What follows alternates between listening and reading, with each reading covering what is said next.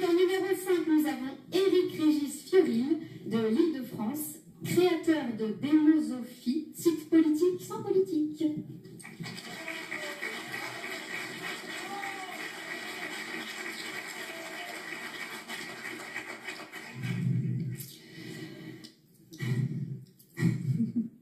Désolée. Donc nous avons ensuite Fabrice Grimal, candidat à la candidature pour l'élection présidentielle 2022, anti-pass sanitaire, la Concorde citoyenne 2022.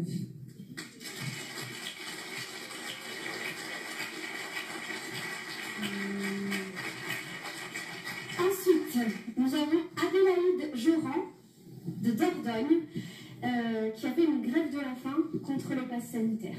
Bravo.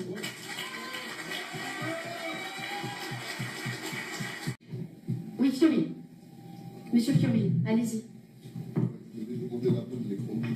Non, c'est bon, c'est Non, c'est comme ça. Une minute, c'est parti. Bon, alors en une minute, je ne vais pas pouvoir vous expliquer grand-chose. Disons simplement que, en ce qui concerne la question qui est posée, institution et constitution, je suis partisan de renverser totalement le système. Si vous examinez un petit peu le système de la République, puisqu'on vous en parle tout le temps et que tout le monde est conditionné par ce système depuis toujours, examinez, citez-moi quel est le pays dans le monde où il y a de la République sans corruption et où les peuples sont heureux. Vous n'en trouverez aucun. Cherchez dans l'histoire, remontez jusqu'à la Grèce antique, jusqu'à Rome, la République n'a toujours apporté que la corruption et qu'un système qui termine toujours par l'effondrement de la société.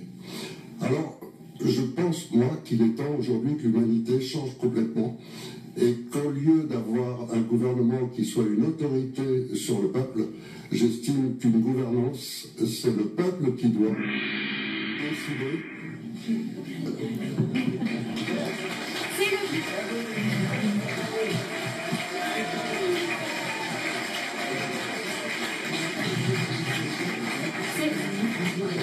C'est une très belle fin, c'est le peuple qui doit décider. Exactement. Je sais que tu aimes beaucoup parler de souveraineté. Je sais que c'est aussi ton combat de récupérer un petit peu la souveraineté des êtres humains. Est-ce que tu peux nous dire un petit mot là-dessus ? Merci Ingrid, merci à tous d'être là. Je trouve ça courageux, d'affronter une minute de temps de parole aussi. Je suis impressionné par votre capacité à synthétiser. Donc merci pour cet effort-là, pour tous les citoyens qui nous regardent. Et vous le savez, je suis extrêmement dubitatif sur la politique et sur le côté politicien. Donc moi je viens vraiment comme quelqu'un de critique, vu de l'extérieur, et qui travaille plutôt... Je travaille plutôt dans la société civile avec des collectifs directement et reviennent toutes les questions de partage du pouvoir, de qui décide, comment on décide, quelles sont les règles du jeu. Et comme David, je vois l'écueil de tout vouloir décider en plénière, donc de ce référendum systématique. Et pour autant, j'entends là dans beaucoup de programmes, et qui doit être un reflet du peuple, cette envie de refaire partie de la décision publique. Donc voilà, après, je suis impressionné aussi par la biodiversité que vous représentez, c'est-à-dire après un système monolithique, complètement en train de s'effondrer, effectivement, un système unique, voilà, tous ces gens qui foisonnent partout, je trouve ça admirable, et j'espère que vous allez réussir à trouver une voie commune de prise de décision, parce que tant qu'un collectif ne s'est pas donné des règles du jeu, il continue à errer. Les Hébreux ont erré pendant 40 ans dans le désert.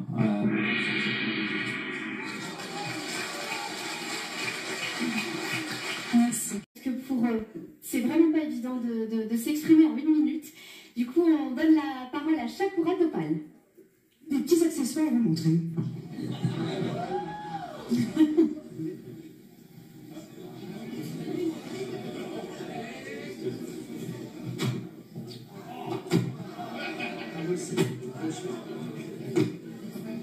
Et là, vous m'entendez? Moi j'ai 3 codes. Code de procédure pénale, code pénal, code électoral.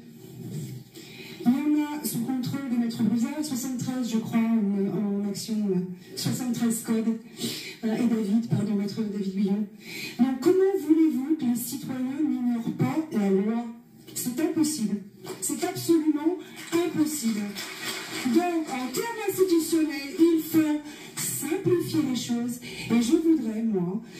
la prochaine fois, au prochain mandat, on ait une assemblée qui travaille 5 ans à simplifier les codes pour qu'on puisse connaître la loi. Alors, changer la Constitution, oui. Le RIC, oui. Tout un tas de choses comme le mandat révocatoire, oui. Mais il y a une chose, il faudrait qu'on apprenne à nos gosses à lire la Constitution à l'école, parce que ce n'est pas enseigné. Bravo. Voilà. Basé sur une vision en tant que consultant du gouvernement, j'ai été pendant plusieurs années derrière les coulisses du gouvernement, et tout changement en France devra obligatoirement passer par une restructuration de la géopolitique.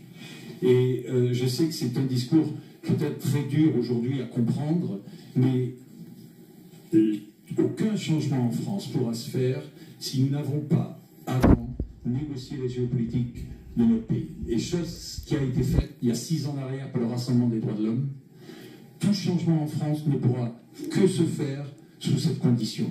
Et je partage l'entièreté de toutes celles et tous ceux qui sont là aujourd'hui, toute leur idéologie, mais par contre, ce qu'il leur faut, c'est un véhicule blindé, c'est-à-dire exactement un gouvernement lui-même qui peut faire face à un autre gouvernement. Et le Rassemblement des droits de l'homme, depuis jour 1, je l'ai toujours dit, est un gouvernement. Et ce sera la seule et unique façon de pouvoir éradiquer le système en place qui est tenu par le gouvernement de l'ombre, qui dirige le gouvernement que vous élisez tous les 5 ans. J'ai 20 ans d'expérience, ça fait 15 ans donc que j'ai été consultant de ces gouvernements, et je peux vous garantir ce que je vous dis est une...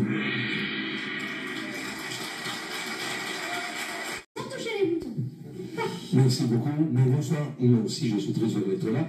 Mais je voudrais partir du code qui a été mis sur cette table. Et Jean Carbonnier, qui est un grand professeur de droit, disait que le cerveau humain n'est pas aussi grand aujourd'hui et pas aussi puissant pour mémoriser l'ensemble des règles qui sont posées. Or, vous avez parlé tous de la Constitution.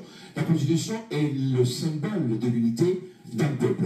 Or, pour parler d'unité d'un peuple, il faut encore déterminer s'il existe d'abord un peuple, s'il existe un État, et s'il existe un gouvernement qui est rattaché à cet État-là. Parce que quand vous parlez de souveraineté, si vous n'avez pas la possibilité de maîtriser votre politique à l'intérieur de l'espace, d'élire des gens qui vont prendre des décisions pour régler les problèmes du peuple, tout ceci est un postulat qui est totalement faussé, parce qu'aujourd'hui, le gouvernement est une gouvernance avec l'interférence de l'Europe.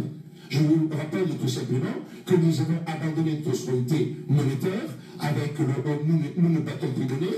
Nous avons l'Europe qui décide, et là vous parlez de la crise sanitaire. La crise sanitaire est la démonstration que la France et l'Italie et les autres pays ne gèrent plus rien, parce que c'est l'Union européenne, avec Mme von der Leyen, qui a négocié les contrats pour les fameux pseudo-vaccins qu'aujourd'hui polluent et empoisonnent le peuple français et le peuple d'Europe. Donc je crois que, attention, parler du référendum, parler aussi, passe par d'un postulat d'avoir un État, d'avoir quelque chose dans lequel on peut se autogérer. Mais nous ne pouvons pas à ce moment. Je ne veux pas proposer le Frexit ou le etc. Mais ce qui est très important, c'est qu'aujourd'hui, la France, l'Italie et chaque pays d'Europe n'existent plus. Parce qu'aujourd'hui, il y a l'Union européenne. Donc c'est là que... Vous étiez élu. Donc je vais poser la question à Gilles Lazzarini, s'il vous plaît.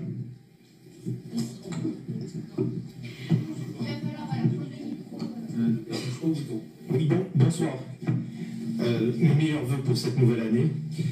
Les 3 réformes prioritaires que j'entreprendrai, évidemment, c'est de supprimer l'état d'urgence et tout ce qu'on est en train de traverser au niveau de ces comités scientifiques, de ces passages de médecins en télé et en radio, et je prône évidemment le retour à une vie normale, avec la création, pourquoi pas, d'un centre national de recherche médicale qui nous permettrait d'obtenir enfin une souveraineté en matière de médicaments et de vaccins qu'on a perdu, comme disait Maître Bouza, également au travers de l'Europe. Merci beaucoup. Merci, ça me touche d'autant plus que moi aussi j'étais soignante et que moi aussi j'ai démissionné il y a déjà une dizaine d'années parce que déjà on voyait le système de santé foutre le camp et on a commencé à sentir que parfois on était à la limite de la maltraitance au niveau des patients parce qu'on ne nous donnait plus de moyens. plus de temps, parce que vous savez que le temps est précieux. Hein, aujourd'hui, vous le savez aussi, mais au niveau du soin, pardon, mais au niveau des soins, c'est l'outil le plus précieux pour soigner quelqu'un, c'est le temps de lui prendre la main, le temps de le regarder dans les yeux, le temps d'avoir de l'empathie pour la personne. Et vous savez à quel point c'est important, notre pouvoir guérisseur d'être humain, c'est aussi celui-ci, c'est de tendre la main, d'écouter et d'être là pour la personne qui est en souffrance. Et j'apporte un grand soutien à tous les soignants aujourd'hui, suspendus ou non, injectés ou non, peu importe, là, il n'y a pas de règle. Je veux dire, on est tous des êtres humains, on a envie de prendre soin les uns des autres. Donc voilà, bravo à tous les soignants. Bravo.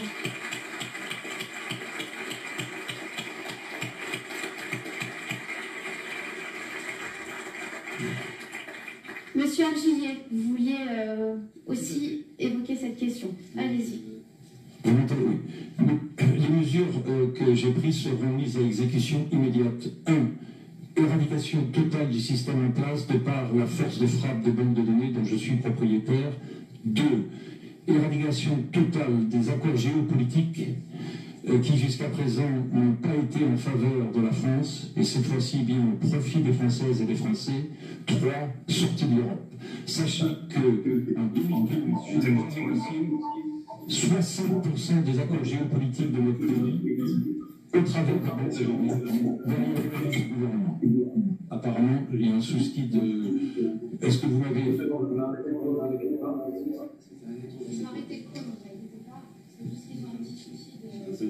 J'ai coupé le micro ici. Comment 1, 2.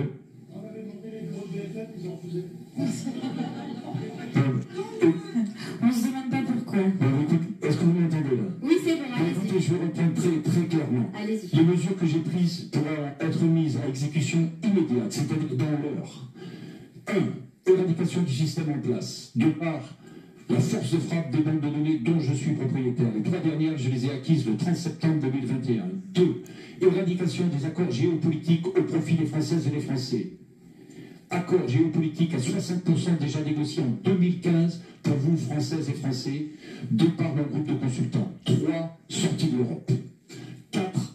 Accès, une fois pour toutes, à la souveraineté du peuple qui aura, ce jour-là, les moyens d'agir et de répondre à toutes vos revendications. Voilà. Vous vous exprimez aussi sur cette question. Allez-y, on vous écoute. Bonsoir à tous. Comme on est vraiment très limité en temps, je vais essayer d'aller vite. Donc la première mesure immédiate, c'est le remplacement de la République par la démosophie. C'est-à-dire qu'on inverse complètement le système de gouvernance. Ce n'est plus un gouvernement qui a une autorité sur le peuple, c'est le peuple qui a une autorité sur le gouvernement, qui n'est plus que des gens appliquant les ordres du peuple. C'est-à-dire que c'est une inversion totale du système. Après, c'est tout le plan qui est préparé depuis une vingtaine d'années avec des dizaines de milliers de gens comme vous qui ont participé à élaborer un programme de redressement immédiat avec une rente permanente pour redresser l'économie et la sortie de l'Europe qui est évidente parce qu'on n'est jamais rentré dans l'Europe. Si on remet en place la Déclaration des droits de l'homme, qui est la plus haute autorité constitutionnelle, nous ne sommes pas dans l'Europe. Donc on n'a pas à subir aucune de leurs lois. C'est le renoncement.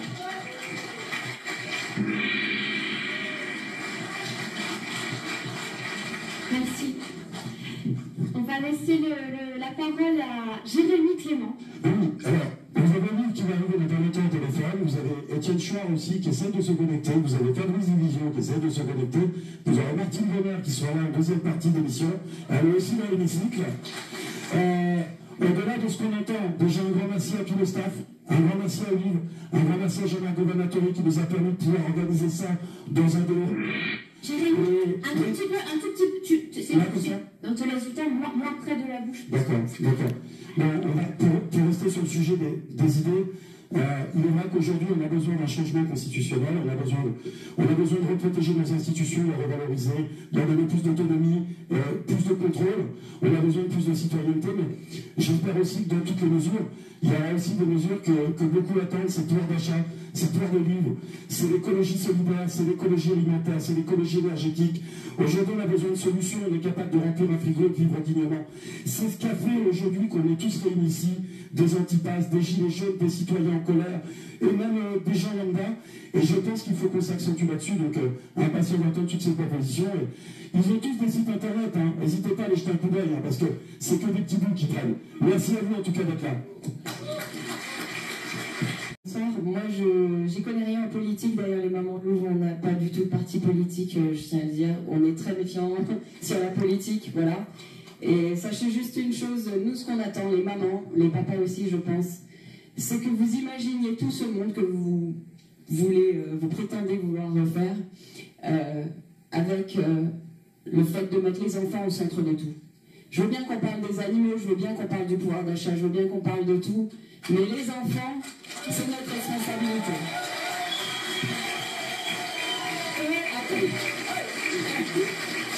Et si on imaginait le monde qu'on voudrait pour eux, eh ben, je pense qu'on ferait les bons choix, dans tous les choix qu'on ferait, voilà.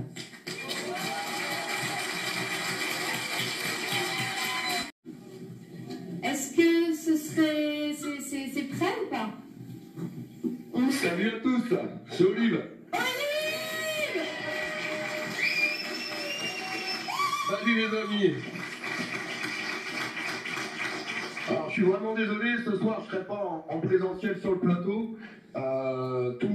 Toutes les personnes qui sont invitées sur ce plateau vous le diront, ça fait maintenant des semaines qu'ils me répètent qu'il faut que je me repose un peu et que je fasse attention. Eh bien le corps a été bien plus vite, donc je serai de retour dans 4-5 jours. Mais il faut vraiment que je prenne soin de ma santé, mais on n'est pas là pour parler de moi. En tout cas, bravo à tous d'être venus, que ce soit nos invités, les participants autour de la politique citoyenne, tous les gens qu'il y a dans le public, la technique, Ingrid et puis Kate, qui font un énorme boulot en remplacement ce soir et qui font vraiment des choses extraordinaires.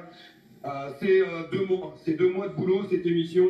On a fait plus de 20 000 km avec Jérémy Clément et les autres membres de l'équipe pour aller rencontrer des partis citoyens partout en France, pour essayer de renverser la tendance, pour essayer de donner de la visibilité à tout le monde. J'avais donné ma parole, j'avais fait ma promesse, et je pense l'avoir tenue, l'équipe l'a tenue, ils sont là. Il y aura d'autres émissions parce qu'on ne pouvait pas mettre 50 personnes sur le plateau malheureusement, mais on a déjà essayé de faire vraiment au max.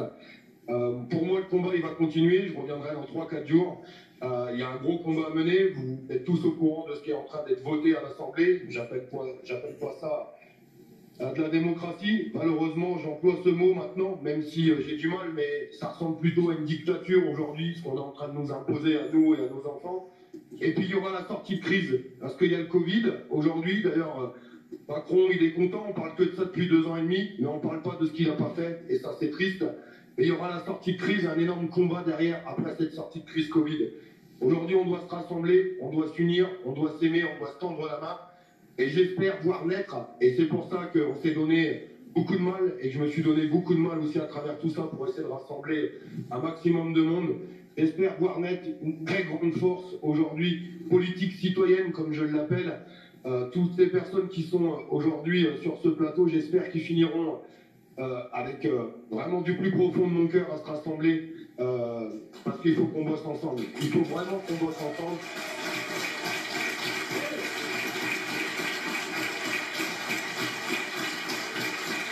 Et aujourd'hui, on doit bosser ensemble, ne serait-ce que pour les citoyens, pour nos enfants, pour l'avenir de notre pays, pour tout le monde, toute classe sociale confondue, toute religion confondue. Il faut arrêter tous ces clivages. Ces clivages, moi, j'en veux plus. Je veux une France citoyenne forte, et on peut l'être, et on va l'être, et on va le faire ensemble. Oui.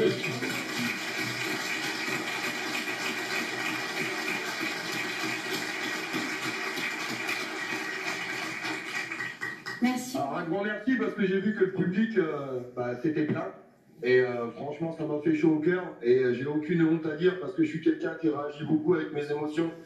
J'ai eu la larme à l'œil parce que j'aurais préféré être avec vous et ça me peine beaucoup de ne pas pouvoir être là. Mais c'est pour revenir encore plus fort dans 3 ou 4 jours, mais je serai fort, mais je serai fort que avec vous. Le combat d'un homme ne vaut rien, le combat de tout le monde vaut tout aujourd'hui. Merci. Merci Olivier. Je vous embrasse, je vous laisse continuer cette émission parce qu'elle est super intéressante. Il y a beaucoup de monde. Je vais pas perdre mes bonnes habitudes. Toutes les personnes qui sont en train de nous regarder, balancez-moi ce live sur tous les réseaux, sur tous les groupes. On arrive à faire voir à ce gouvernement qu'on est là. Et puis qu'on est en train de construire et qu'on est en train de s'unir. En tout cas, je ferai toujours ce que je sais faire, c'est-à-dire d'essayer de rassembler un maximum de personnes et d'essayer de donner de la visibilité. Et puis maintenant, c'est les acteurs qui sont sur le plateau qu'on les cartes dans les mains. Et j'espère qu'ils vont bien les battre. Je vous embrasse.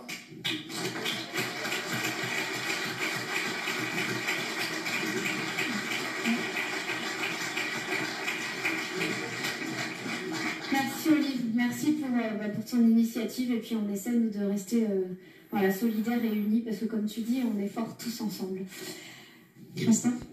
Oui, je voulais juste rebondir sur ce que vient de dire Olive. Je voudrais quand même que tout le monde sache que ce qui est en train de se passer ce soir, les amis, 21 prétendants à l'Élysée, rassemblés au même endroit, c'est historique.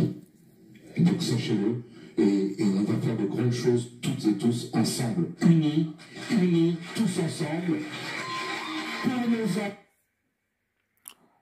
Oh non! Pour nous.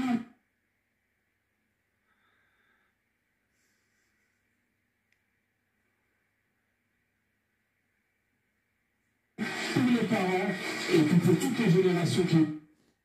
Oh, fait chier. Merci beaucoup Christophe. Merci beaucoup. Devoir citoyen et notre devoir d'être humain, c'est aussi de proposer des choses. On ne peut pas être que en train de râler et que contester et que critiquer. On a besoin aussi de proposer des choses et cette émission, elle est aussi là pour ça. C'est pour ça qu'on a décidé de faire cette émission avec nos moyens à nous et notre cœur à nous. Donc c'est important que vous partagiez absolument cette émission. Voilà.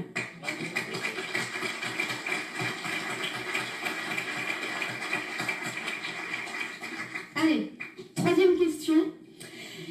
Oui. À propos de proposition, je pense que ça serait bien de parler d'une proposition d'une réforme monétaire, parce qu'il n'y a pas de souveraineté d'un État s'il n'a pas sa souveraineté monétaire. D'accord, le sujet sera abordé après sur la monnaie, justement, donc on n'hésitera pas à vous solliciter. Parfait. Gildas, qu'est-ce que vous vouliez dire? Voilà, Gildas Vieira. Donc bonjour à tous et merci en tout cas pour cette émission et les belles paroles que j'entends là. On est sur une élection présidentielle, c'est extrêmement sérieux. Je ne trouve pas sérieux par contre, j'ai accepté de jouer le jeu, de pouvoir avoir 1 minute pour parler de sujets aussi importants. Donc je prenais la parole uniquement pour ça. J'étais pressenti pour les 2 premières questions. Bon, a priori, c'est pas forcément passé. En tout cas, on est tous d'accord sur des choses essentielles ici. Et on aura l'occasion, j'espère, de le développer. On a parlé de la Constitution, on a parlé du pouvoir d'achat, on a parlé de la santé. Ce sont les 3 sujets au cœur de nos préoccupations à tous. Et je trouve dommage, en fait, qu'on ait juste 1 minute. Je sais, j'ai accepté de jouer le jeu, et je le joue également, mais souvenons-nous qu'on est ici sur une élection présidentielle, et qu'on ne peut pas juste se pleurer et faire le petit jeu qu'on est tous en train de faire. Parce que ça nous dépasse. Les sujets doivent nous dépasser, et les réponses doivent nous dépasser, vraiment.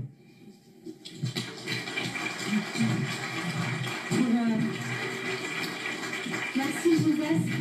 Merci, je suis vraiment désolée parce qu'effectivement il y a quelques petits trous dans la raquette, mais je vais vous inviter à répondre aux questions auxquelles vous aviez prévu de répondre, parce que justement c'était un petit peu les conditions, on va dire.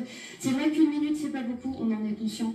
Avec 1 minute, sachez que l'émission quand même dure quasiment plus de 4 heures, donc on a essayé de pouvoir donner un petit peu un petit mot à chacun. Évidemment que vous ne pouvez pas faire des promesses pour la nation aujourd'hui. Avec 1 minute, on en est bien conscient. Et je pense que les gens qui nous regardent ne vous en tiendront pas rigueur du tout.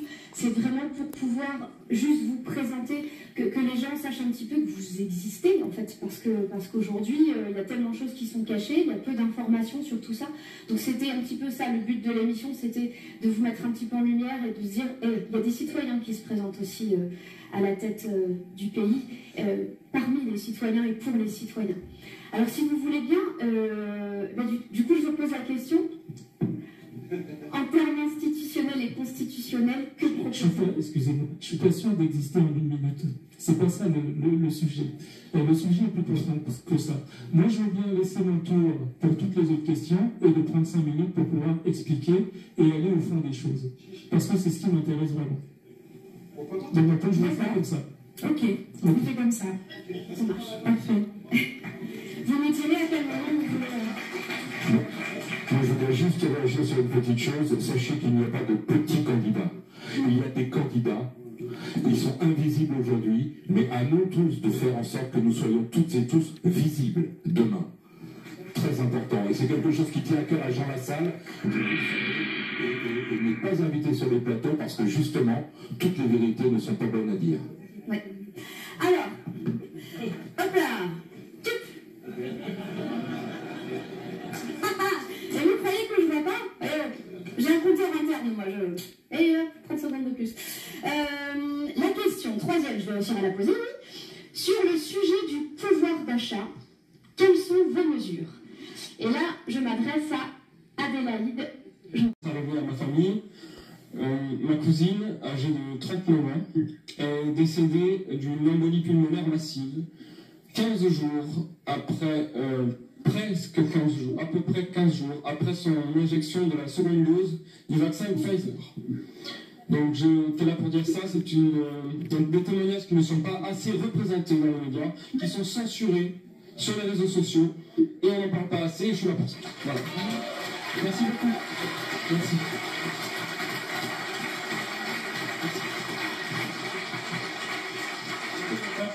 Voilà. Juste 10 secondes. Non, juste 10 secondes là-dessus.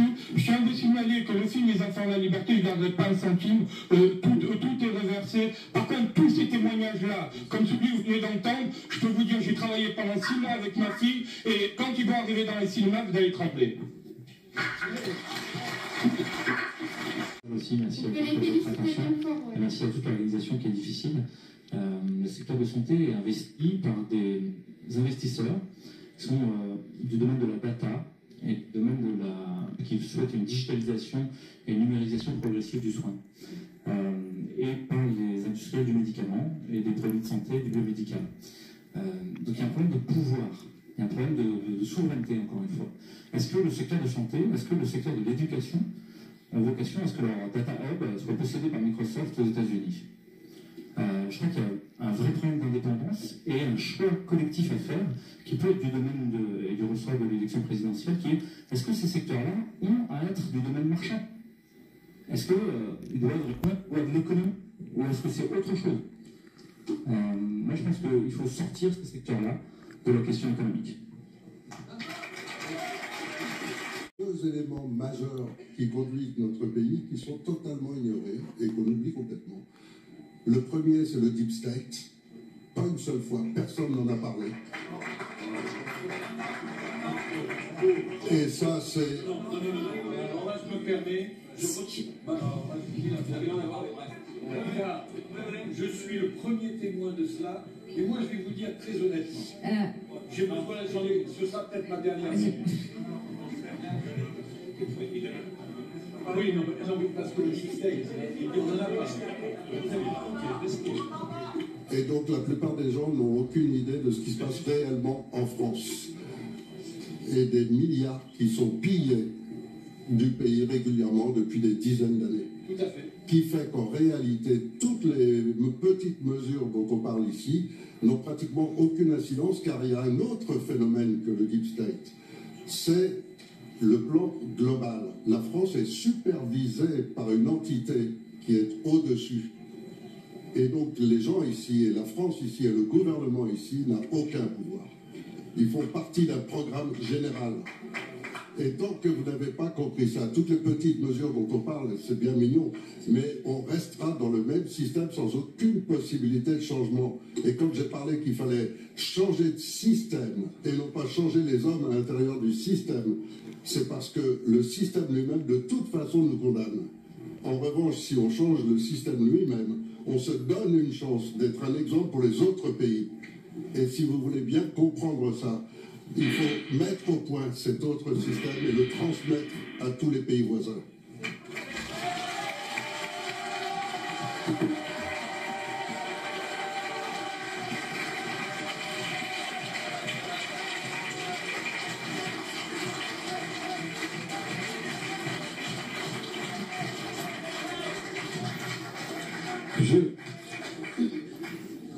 valide à 100% ce que vous avez dit. Et moi, je vais être très direct avec vous. Une machine d'État est une machine infernale.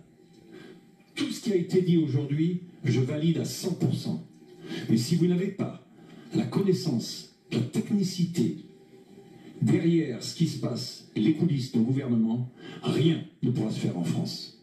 Le seul moyen d'éradiquer ce système en place, c'est de mettre une autre machine d'État en face. Le Rassemblement des droits de l'homme est un gouvernement en lui-même. Cela fait 15 ans que nous y travaillons dessus, en particulier ces 6 dernières années. Seule la puissance de frappe des banques de données peut mettre à terre ce système et finalement répondre à l'entièreté de vos revendications. Si vous n'avez pas cette force de frappe, rien ne se passera. Et je vais terminer en faisant une métaphore. Nous sommes en guerre. Et quand on est en guerre, les pays envoient des chars d'assaut. Si en face, vous ne mettez pas un char d'assaut, rien ne se fera. Aujourd'hui, la France est assise sur une Twingo, une Renault Twingo face à un char d'assaut. Le RDH est là pour vous mettre un char d'assaut, pour vous blinder, pour vous sécuriser et finalement pour vous donner un bouclier pour répondre.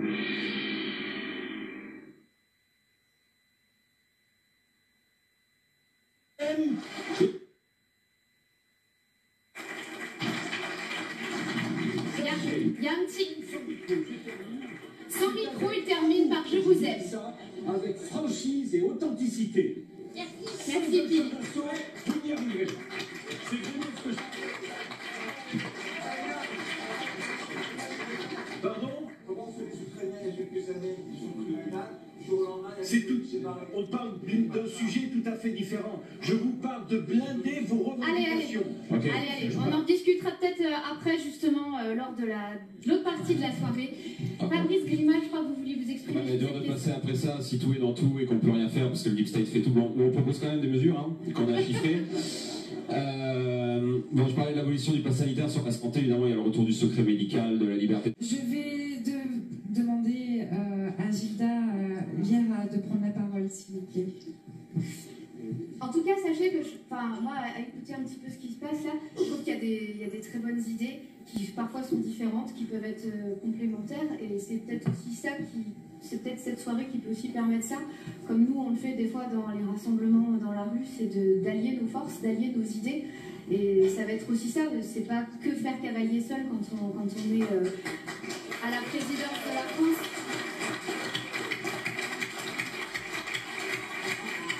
Mais la diversité, justement, de nos idées, nos fonctionnements qui sont un petit peu différents, sont très enrichissants pour les autres, et c'est comme ça qu'on arrive à toucher le plus grand nombre et à répondre le mieux possible à nos besoins. C'est à vous. Alors, je vais continuer à être un petit peu le marginal de la soirée, parce que moi, j'approuve pas du tout le RIC, dans la mesure où c'est une revendication, par définition, simplement. Et ça veut dire encore une fois que le peuple est soumis et il s'adresse à son maître en lui demandant est-ce qu'il veut bien. Et c'est toujours ce même système. Alors que lorsqu'on veut complètement changer le système, c'est-à-dire établir réellement un peuple souverain, mais il n'y a plus jamais de RIC, puisque c'est le peuple qui décide. Il n'y a plus jamais de manifestation, puisque c'est le peuple qui décide. Et donc, lorsqu'on veut bien tenir compte du Deep State, du supra-gouvernement mondial, et de ce qui se passe réellement, c'est-à-dire en réalité des multinationales qui sont en train de prendre le contrôle des États, si on comprend ça, alors à ce moment-là, il faut un programme de vrai changement. Et un vrai changement, c'est un vrai peuple souverain. Mais avec un schéma qui est compliqué. On a mis plus de 10 ans à le mettre au point avec des dizaines de milliers de personnes. Et on aboutit à quelque chose qui, enfin, permet réellement qu'un pays s'en sorte et entraîne les autres. Sinon, on n'en sortira pas.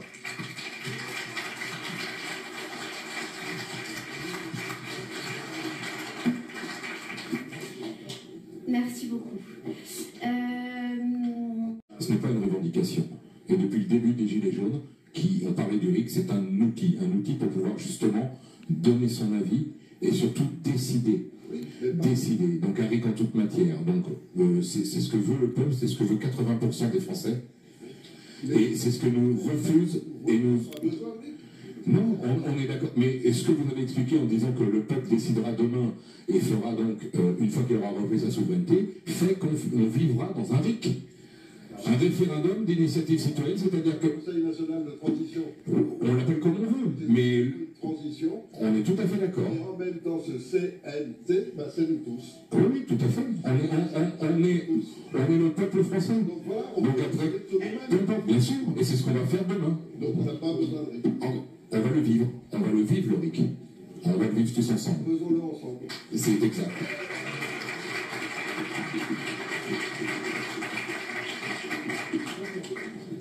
Et je voudrais juste, je n'ai pas entendu le boom encore, donc je finis juste en disant qu'il faut savoir quand même que le 6 octobre 2021, Jean Lassalle a proposé un projet de loi constitutionnelle pour instaurer justement le RIC en toute matière dans la Constitution.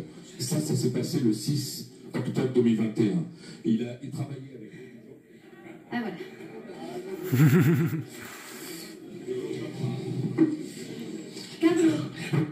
J'ai une petite idée. Je comptais là, vous êtes 21. Et si chacun de vous représente 100 000 personnes, cela veut dire qu'il y a 2 100 000 personnes derrière vous. Ça veut dire tout simplement, attendez, 2 100 000 personnes, c'est une force de frappe qui peut représenter ce que M. Agier disait. Pas une Renault 5, mais quelque chose de beaucoup plus puissant. Peut-être pas encore le blindé, mais 2 100 000 personnes, si chacun de vous. Moi, j'ai créé une petite association, il y a 100 000 personnes qui ont versé 10 € pour apprendre un peu le droit, connaître un peu le droit. Donc, ce que je suis en train de vous dire, et c'est la petite idée qui me vient, mais j'aimerais bien que vous représentiez des chapelles. Je parlais tout à l'heure. Et il y a l'église, dans une église, il y a une église unique à l'intérieur. Vous avez plusieurs chapelles. Est-ce que nous pouvons, ce soir, peut-être envisager de créer une grande église dans laquelle... Parce que, nécessairement, je vous trouve tous bons, beaux, belles. Vraiment, vous me plaisez tous. J'aimerais même aller revoir la dentaire pour avoir des relations avec tout le monde, au sens physique et même du terme. Maintenant, je vais, à part cette ironie qui est un peu de bas niveau, ou de caniveau, ce que je souhaite, c'est de dire aujourd'hui, arrêtons nos divisions et trouvons celle ou celui qui sera notre mandataire, et nous sommes les mandants, et nous devenons des sujets de droit, et on va enfin retrouver la solidité si cette force de frappe est une force unitaire. Parce que si chacun de vous, avec vos idées merveilleuses, ira à la bataille, il se fera massacrer, broyer par la machine infernale qui a devant lui.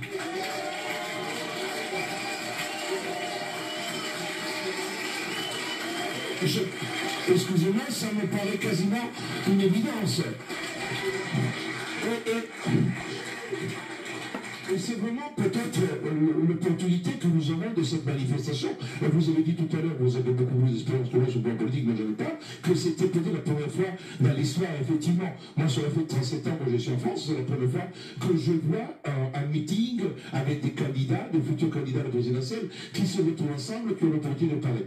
Mais moi, ce qui me choque et qui me fait peur, c'est la division.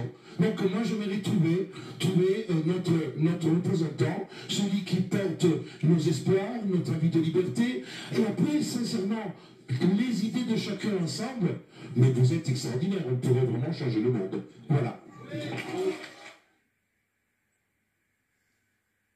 On va aborder la dernière question, parce qu'il y en a quelques-unes qui ne pourront pas être abordées ce soir. Il y a aussi Olive qui fera des podcasts avec chaque candidat pour combler un petit peu les choses qui n'ont pas pu être dites, parce que on a conscience que c'est un petit peu rapide et que parfois il y a des informations très importantes qui doivent être dites aux citoyens.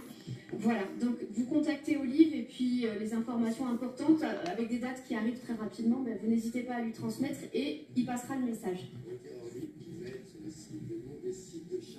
Oui, on va mettre toutes vos références, tout le nom des sites. Oui, vous inquiétez pas. pas ça au niveau de l'émission, c'est déjà... Est-ce que je peux me permettre de prendre la parole, justement, moi qui suis au sein de l'organisation Alliance Éco-Citoyenne, je vous applaudis vraiment, Carlo, parce que vous avez tout à fait compris le concept, en tout cas, de ce que nous sommes, de ce que nous voulons aujourd'hui être. C'est d'être tous ensemble, une force. La première force politique de France. On n'a pas choisi cette phrase pour rien. Mais par contre, elle va devenir vraie parce que vous y croirez et que vous serez tous ensemble. On sera tous ensemble. On ne sera pas derrière quelqu'un, on sera tous ensemble.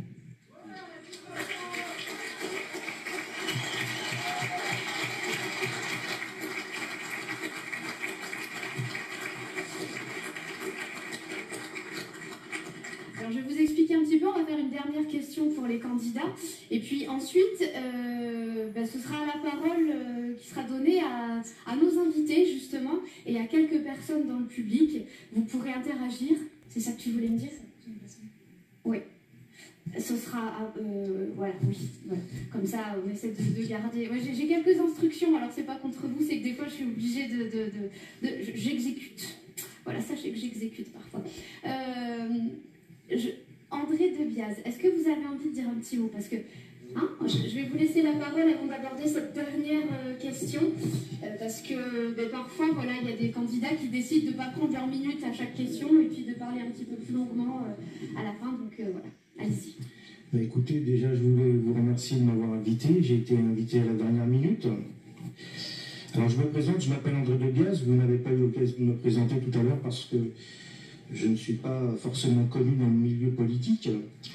Je voulais juste vous dire qui je suis et pourquoi je suis là ici ce soir. Je suis l'enfant d'Alzo Di Pella, l'enfant qui, il y a 40 ans, a reçu un message du Christ. J'ai eu l'occasion tout au long de ma vie de rencontrer des gens merveilleux. Nelson Mandela, Dulcie September, Stephen Hawking, Monsieur François Mitterrand et bien d'autres. Beaucoup d'entre vous ont peut-être vu mes vidéos qui circulent depuis plus de 2 ans sur le net, qui sont intitulées Le Grand Monarque. C'est ainsi que les gens que j'ai rencontrés tout au long de ma vie m'ont désigné. Alors je tenais à vous dire quelque chose de très important ce soir. Je vous ai tous écoutés attentivement, et non pas aujourd'hui uniquement, depuis plusieurs mois. Moi j'ai toujours eu ce don d'écouter les gens et ensuite de parler. Je suis né dans une barre d'HLM en région parisienne de parents immigrés italiens. Mais j'ai eu l'occasion, surtout dans ma vie, de rencontrer des gens merveilleux qui m'ont appris beaucoup de choses. J'ai écouté ma voisine tout à l'heure à côté et j'ai apprécié parce qu'elle me faisait souvenir de cette personne que j'ai rencontrée qui s'appelait Dulcie de September et qui était la représentante de l'ANC à Paris. J'avais 17 ans à l'époque. Et tout au long de ma vie, tous ces gens m'ont amené là où je suis aujourd'hui pour vous parler de quelque chose que vous ne savez pas. Voyez-vous, je vais remettre quand même les choses dans leur contexte. Si nous sommes ici tous ensemble, c'est parce qu'il y a 2 ans, un virus a touché l'humanité, et pas uniquement la France. Vous savez très bien que dans les premiers temps, on a évoqué un pangolin et une chauve-souris. Il n'en est rien de tout cela. On a laissé la possibilité à le professeur Montagnier de s'exprimer à ce sujet. Il a été censuré. Lui détient la vérité et le professeur Fontillon aussi. La semaine dernière, j'étais aux côtés d'une assemblée à Mâcon, Réinfo Covid de M. Louis Fouché. Et tout au long de ces 3 dernières années, j'ai rencontré, et je vais répondre à M. Carlo Brusa, presque 1 million de personnes dans tous les villages de France. Voyez-vous, aujourd'hui, je peux me vanter d'avoir plus de 380 mandats à mon actif, c'est-à-dire 380 parrainages que je n'ai même pas sollicités. Aujourd'hui, je suis venu vous dire la vérité, parce que la vérité nous affranchira. Je me retourne vers vous parce que ça vous concerne. Voyez-vous, il y a très longtemps, un clan d'hommes et une femme, puisqu'ils sont exactement 11 personnes, ont décidé d'asservir l'humanité. Ils ont mis le temps qu'il fallait, ils y sont réussis, puisqu'aujourd'hui, non seulement on vous oblige de vous vacciner pour quelque chose qui n'existe même pas, et qui peut être soigné avec 99,5%, puisque ce sont les chiffres exacts, mais leur plan est bien plus important que cela. Il y a de nombreuses années, ils ont décidé d'asservir l'humanité et ils ont mis, comme on le dit dans nos bons français, tout le paquet qu'il fallait. Ils ont corrompu tous les États, puisqu'aujourd'hui, toute l'humanité est totalement corrompue. Et quand je vous entends tout à l'heure dire que vous êtes des personnes bienveillantes, à aucun moment je ne mets votre parole en doute. Tout ce que vous avez évoqué, je le valide, non pas une fois, mais 100 000 fois. Moi, je suis une personne de sagesse et d'humilité et je sais rester à ma place. Mais tout au long de cette vie, j'ai rencontré des gens terribles, des gens de bonne foi, mais aussi des gens qui avaient l'intention de faire de l'argent sur chacun d'entre vous. Ça, il est évident qu'aujourd'hui, ils sont encore en place.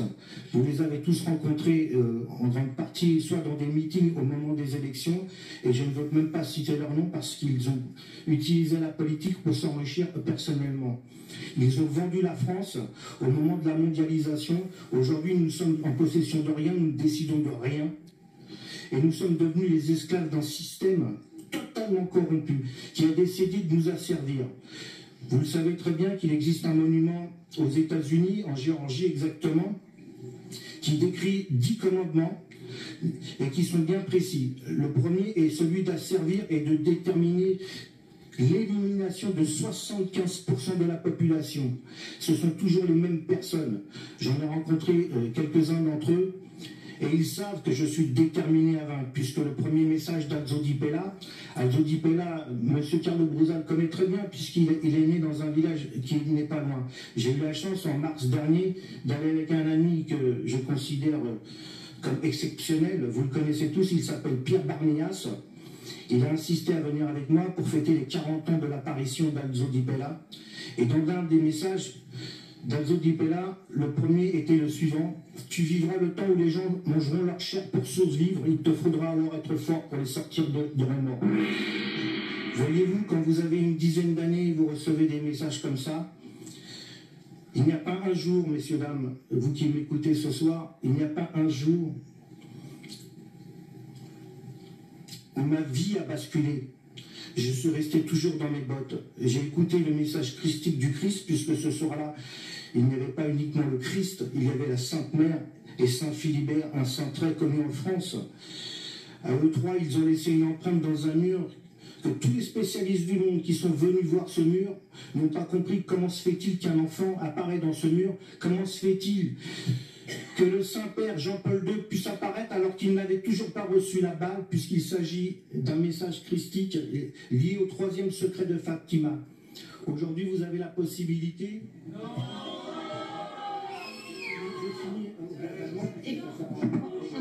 Aujourd'hui, vous avez...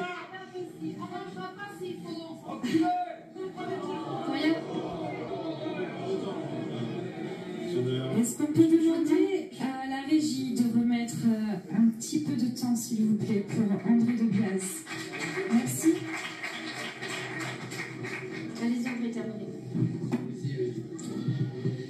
Donc je suis conscient que ces messages-là ne sont pas là pour vous faire peur, mais vous savez, les prophéties sont là pour nous apprendre. Et ensuite, nous devons nous préparer justement pour les affronter. Aujourd'hui, je suis venu dans le plus simple de mes appareils, c'est-à-dire avec mon corps, mon sang et ma chair. Je suis venu vous dire qu'il faut vous préparer non pas à une élection présidentielle, mais à une bataille face à une oligarchie qui a décidé de vous asservir. Il faut déjà descendre le samedi dans les rues de France. Je finis, s'il vous plaît, monsieur. Donc aujourd'hui, voyez-vous, je suis descendu dans toutes les manifestations de France, monsieur. S'il vous plaît, restez correct, parce que vous voyez, une insulte enchaîne des comportements qui sont pas sympas. Tout le monde donc aujourd'hui, et je pense qu'il n'y a pas que la rue qui est nécessaire. Je pense que chaque métier, chaque personne a son rôle à jouer. Donc allez-y, André. Donc aujourd'hui, il n'y a qu'une seule solution, monsieur, pour répondre à votre question. Il n'y a qu'une seule solution. Ce n'est pas l'élection présidentielle qui résoudra le problème. Bien au contraire, il n'y a qu'une seule solution, c'est sortir et bloquer ce pays virer ces gens qui vous asservissent, et ensuite vous pourrez appliquer toutes les lois que vous avez ici évoquées. Ensuite, vous pourrez construire la France telle que vous la rêvez. Mais là, vous en êtes loin. Vous en êtes très loin. Voilà. Merci André. Merci.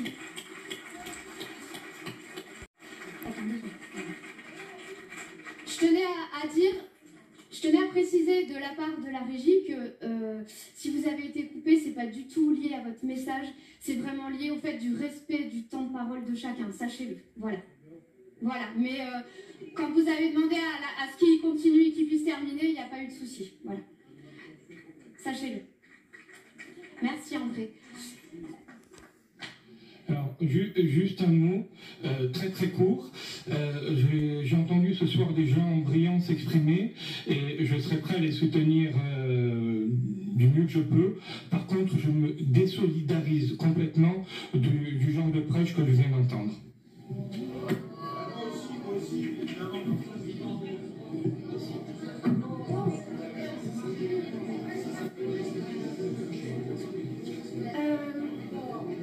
Si vous voulez bien, on va passer à la dernière. Non, c'est en visio, Clara. Excusez-moi, j'ai plein d'informations en même temps, c'est très compliqué. Clara en visio. Alors, on y va. Clara, vous vouliez vous exprimer sur le RIC?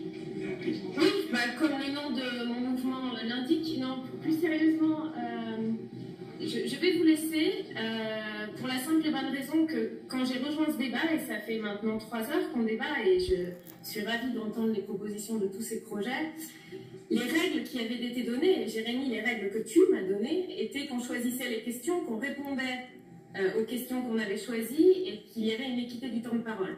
Vous l'aurez remarqué, bien qu'Espoir RIC soit un mouvement aujourd'hui qui rassemble environ 10 000 personnes, j'ai parlé 2 minutes sur des questions que je n'ai pas choisies, et quand j'ai demandé à prendre la parole sur des questions que j'avais choisies, on ne me l'a pas donné, et ce sont mes amis en coulisses que je remercie qui ont quand même souligné que c'est bizarre de ne pas demander à Espoir RIC ce qu'ils vont faire sur la question du RIC. Donc ce que je vous propose à tous les autres candidats, c'est de continuer cette discussion qui est vraiment très riche, dans des conditions qui le permettent. Et Jérémy, j'ai envie de te dire ce soir vraiment, tu m'as déçu. Et je suis désolée vraiment pour les partisans d'Espoir RIC qui sont dans la salle, mais moi je ne peux pas continuer un débat où en fait chaque participant n'a pas l'occasion de défendre son projet, parce que les règles qui sont annoncées ne sont pas celles qui sont défendues. Clara, vous pourriez lui dire après, vous avez un temps de parole. Non, je l'ai dit avant, excusez-moi, je l'ai dit avant, j'ai utilisé le chat un nombre incalculable de fois, et voilà, donc ce qui s'est passé, c'est vraiment, j'ai parlé 2 minutes. Toutes les questions que j'avais demandées n'ont pas été choisies. Je dois le dire, et Jérémy, je te le dis en toute amitié. Maintenant, je vous quitte, parce qu'en fait, voilà, moi, ça fait 3 heures que j'organise la garde de ma fille, payée, pour pouvoir défendre un projet qui parle à des personnes, et que, Jérémy, tu ne m'as pas donné l'occasion de le faire ce soir. Mais je remercie l'ensemble des candidats pour leur présence et pour leur temps. Au revoir.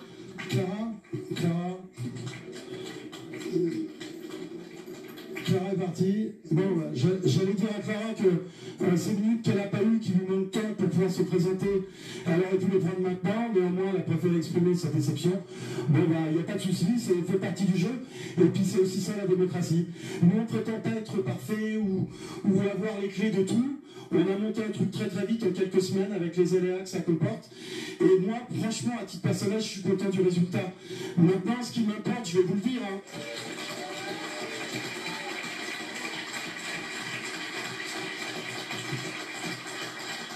Merci à vous.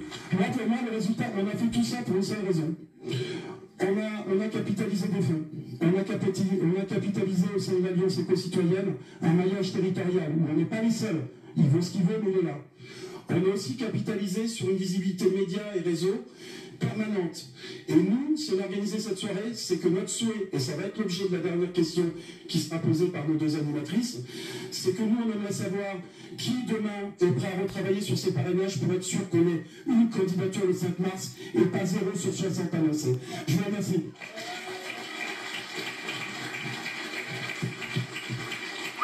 Eh ben putain.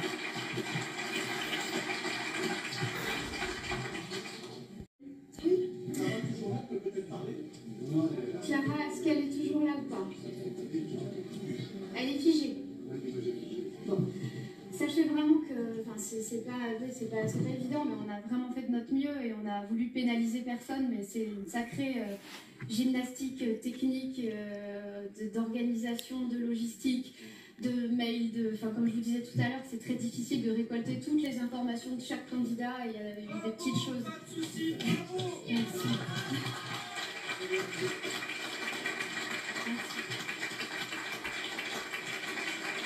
Et puis je crois que justement c'est pas toujours dans la culture française, mais je crois qu'on a le droit de se tromper, je crois qu'on a le droit d'essayer, on a le droit justement d'avoir que la possibilité de s'améliorer, donc on va essayer de faire de notre mieux, et puis la prochaine fois, voilà, on sera encore meilleur.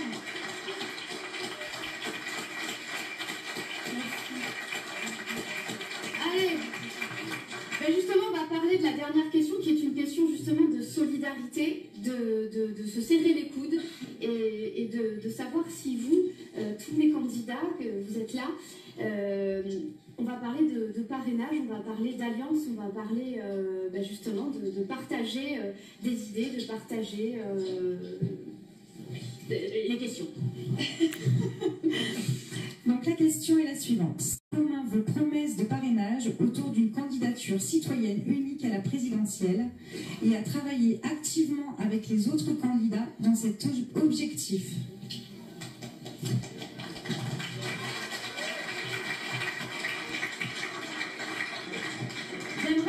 J'aimerais qu'on commence par une visio avec Monsieur Fritz. Oui, bonsoir. Alors oui, effectivement, pour moi, l'union des candidats citoyens, c'est une évidence. Je n'ai pas d'autre option pour sauver la France. Des promesses de parrainage, personnellement, j'en ai pas. Voilà, il y en a au niveau de la primaire des Françaises et des Français dont je fais partie et que Grégoire représente également. Et j'en cherche pas plus, moi, parce que je veux pas qu'on me prenne parce que j'amène des parrainages. Moi, je pense que j'ai du cœur et du courage. Je mets beaucoup de cœur à l'ouvrage. Voilà ce que je propose au-delà d'une prose. Organisons-nous à 10, 30 ou 50 pour proposer à la France un nouveau gouvernement. Qu'on rique ou qu'on stick. Qu'on montre français qu'on n'est pas là pour le flic.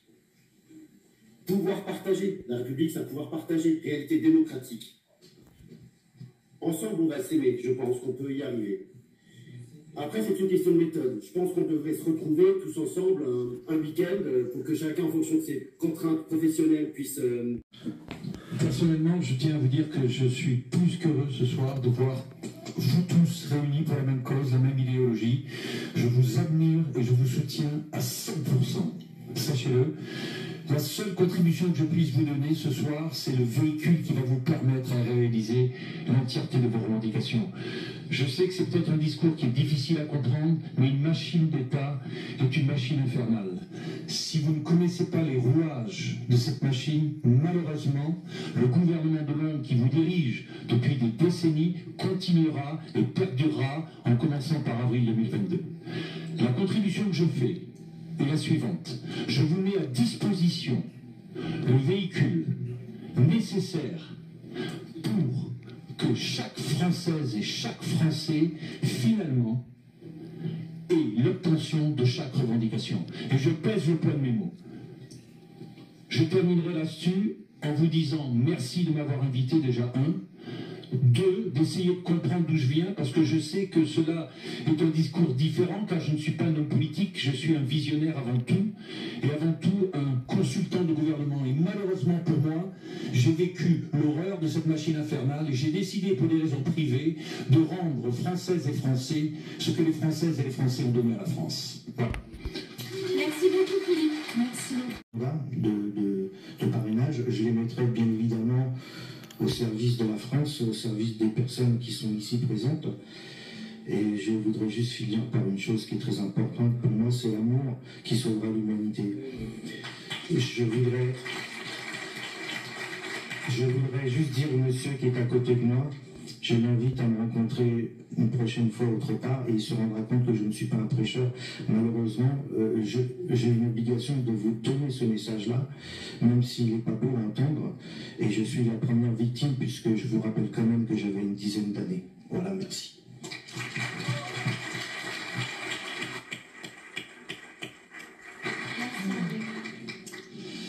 Alors déjà, je voudrais vraiment vous remercier pour cette soirée brillante, parce que je vois l'organisation, chapeau mesdames, chapeau Jérémy, chapeau tout le monde, c'est vraiment brillant.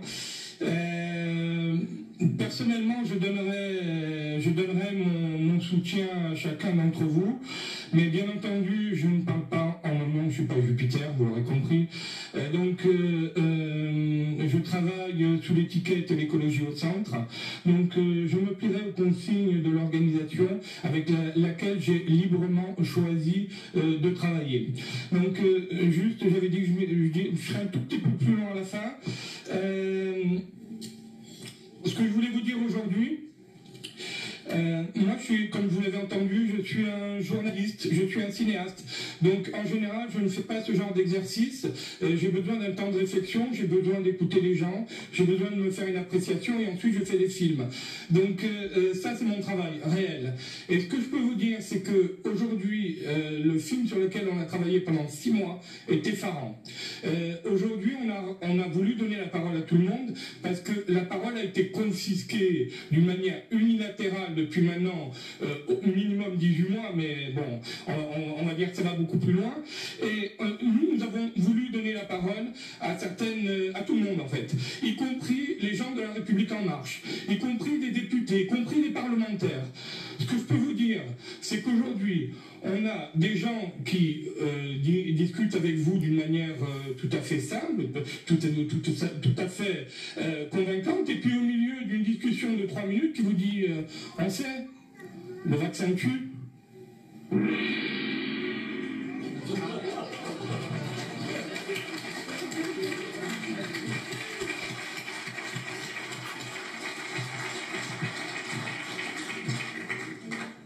La liberté est acquise.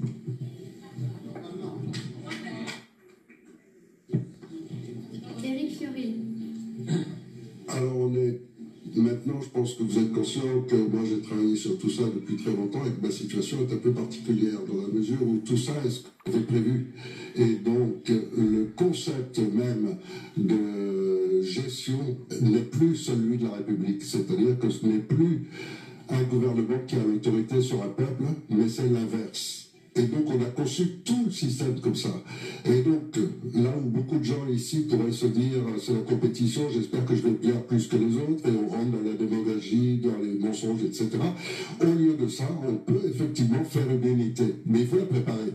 Or nous on l'a préparé dans ce sens-là, et vous êtes tous déjà le futur gouvernement. Parce que je n'ai pas l'intention de continuer, puisque je pense que vous l'avez compris, mon but n'est pas d'entrer dans la politique, de rester en France. Mon but est de monter ce conseil de transition en France. C'était une période de transition, et ensuite de continuer mon chemin vers d'autres pays.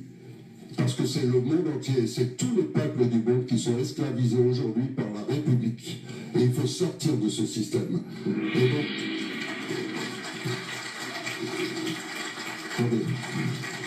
Et donc, j'ajoute à voix haute que toutes les personnes ici présentes qui ont des idées différentes seront ceux qui dirigeront la France si je mets en place ce CNT.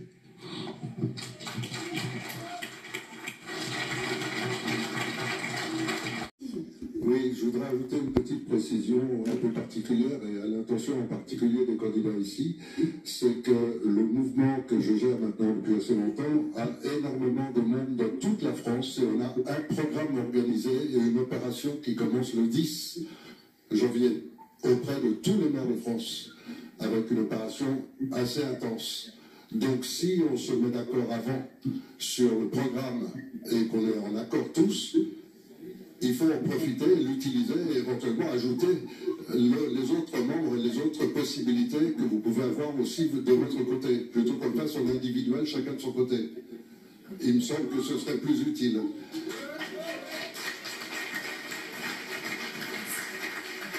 Un petit peu.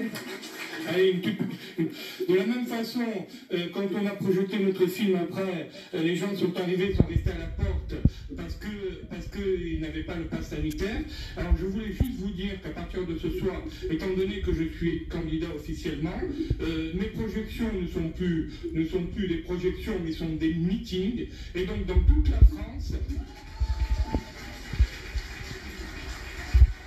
Merci. Et donc dans toute la France, vous pourrez voir ce film, sans passe sanitaire, et s'il y a un seul cinéma qui vous refuse, vous me le dites, je m'en charge personnellement.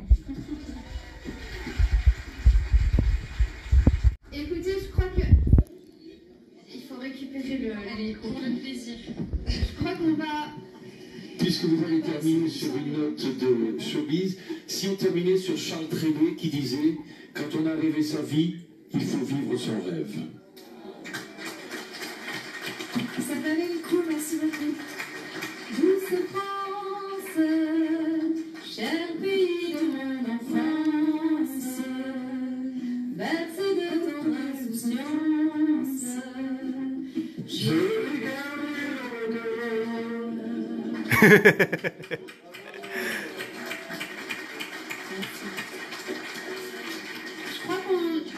crois qu'on va pouvoir faire vraiment un tonnerre d'applaudissements à tous nos candidats parce que ça a été un exercice hyper difficile.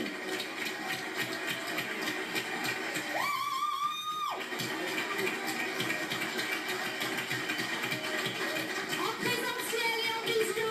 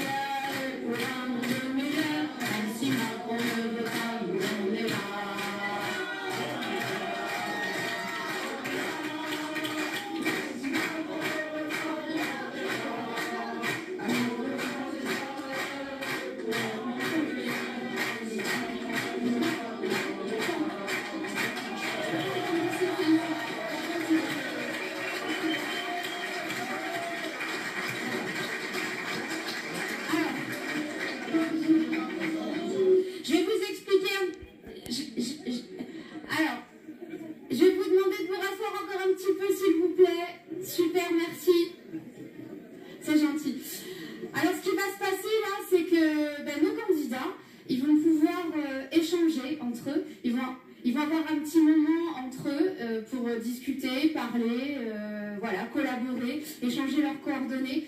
Et ça, c'est une bonne chose parce que c'est pas souvent que ça peut se faire. Il y a aussi Roxane qui va nous dire un petit mot. Avant que vous partiez tous, je voulais juste vous dire merci. J'ai juste quelques phrases à vous dire. Nos enfants souffrent, ils souffrent énormément. On a des milliers de témoignages d'enfants qui ne vont pas bien. L'heure est grave. Il est temps que maintenant on arrête vraiment les divisions. Je dis ça parce que même le mouvement des Mamans Louves a été attaqué par des gens en interne qui sont dans la résistance et qui ont essayé de diviser. On n'a plus le temps pour ça. Chaque jour c'est un enfant qui souffre et celui qui divise porte préjudice aux enfants. D'accord? Alors je vous demande vraiment, au nom de tous les parents, au nom de toutes les mamans, s'il vous plaît, ne vous divisez pas. S'il vous plaît, mettez-vous ensemble et soyez stratégiques. C'est très important. On a le pouvoir du cœur, il nous faut le pouvoir de la stratégie maintenant. Vous êtes tous intelligents, je pense qu'il y a beaucoup de gens qui sont autour de chacun d'entre vous et chacun pourra amener sa pierre à l'édifice. Je vous demande de nous faire la promesse de ne pas faire ça. On n'a pas le temps et on va y arriver si on se met tous ensemble, vraiment.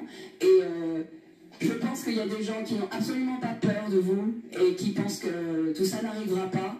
Mais moi je pense que les combats, on ne les mène pas parce qu'on est sûr de les gagner, mais parce qu'ils sont justes et nobles. Donc c'est une vraie... Je vous le demande vraiment, au nom des enfants. Voilà.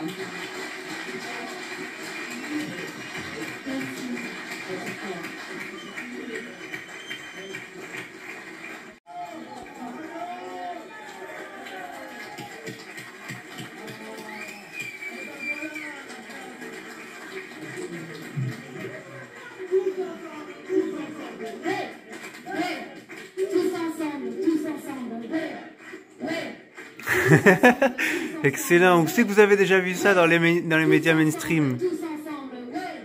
Ouais. Tous ensemble, ouais. C'est trop drôle, mais bon, au moins c'est authentique. Moi, je trouve que c'est bien. C'est authentique et c'est bon enfant et c'est humain. Alors, c'est pas tout à fait terminé parce qu'il va y avoir nos invités qui sont là, qui sont en arrière-plan, qui vont passer au premier plan.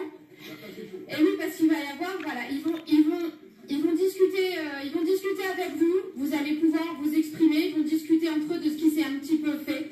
Et il y aura des petits moments musicaux. Nous avons 4 artistes qui vont venir et qui vont vous faire une ou deux chansons pendant toutes les 10 minutes à peu près. Donc vous pouvez... et après, on pourra se rejoindre pour manger. On va dire que c'est une grosse dernière demi-heure. Et nos candidats... Alors, avant qu'ils partent, il y a Christelle qui aimerait vous dire un petit mot. Bonsoir. Allô, on m'entend? Est-ce que vous pourriez allumer le micro pour Christelle, s'il vous plaît? Allô? C'est bon, il est branché. Oui, bonsoir. Ça marche pas? Si, ça marche. Bonsoir. Donc, on parle beaucoup du staff. On parle d'Alliance éco-citoyenne. Je fais partie d'Alliance éco-citoyenne. Voilà. Nous, on est des amateurs. On est des gens lambda comme vous, citoyens. Tout ce que vous voyez ici ce soir, c'est grâce à Sabine. Sabine qui est là jusqu'à 4h du matin. Sophie. On a Sophie. On a Marianne. Marie. On a Émilie. On a Christophe. On a Lulu, la sécurité. On a Régie. On a Watchdog. On a June. On a Sonia qui sont assumés tout le direct de ce soir. On a aussi tous ceux qui n'ont pas pu descendre. Tous ceux qui n'ont pas pu venir parce qu'on vient de la France. Moi, je viens du Lot. Il y en a qui viennent de la France. Il y en a qui viennent de Dordogne. Il y en a qui en France complète. Alliance éco-citoyenne, c'est possible si on le fait tous ensemble. Vous pouvez tous participer. Vous pouvez tous. On a aussi ceux qui n'ont pas pu venir. Je pense à vous, Franck, qui travaille énormément pour trouver des solutions, pour qu'on soit tous ensemble. Voilà. Je voulais vraiment que vous voyez que le staff, on est des amateurs, mais ce soir, j'ai l'impression qu'on est des professionnels. Je vous remercie beaucoup. Bonsoir. Et j'ai oublié Kate. Alors, j'ai oublié Kate. On n'a pas beaucoup entendu Kate, mais Kate, elle n'était pas tout à fait prévue. Donc elle a fallu qu'elle s'arrange, mais elle a énormément travaillé pour que ce soir, ça soit réalisable. Bien évidemment, je n'oublie pas Olive et Jérémy, qui grâce à eux, on a réussi à se réunir. Merci et bonne soirée. Merci pour ce petit moment de chanson et de musique. Moi, ça me touche beaucoup parce que j'ai l'impression qu'au-delà de tout l'intellect, tous les mots, toute la complexité des pensées, des programmes, au fond, il y a une émotion, il y a quelque chose qui est du domaine presque d'une séduction. Vous avez remarqué, les candidats aux élections, ils n'arrêtent pas de parler, de séduire. Et parfois, on les élit parce que leur femme est belle ou parce qu'ils ont un gentil sourire. On se contrefout du programme. Donc, je suis touché aussi par la réalisation de cette soirée et puis de toutes ces énergies qui sont mises ensemble, puis la vôtre aussi, qui sont mises ensemble pour essayer de faire vivre la démocratie. Et vraiment, je suis quelqu'un qui est dubitatif sur la démocratie actuelle. Je ne crois pas du tout à l'élection. Pour moi, c'est une mascarade.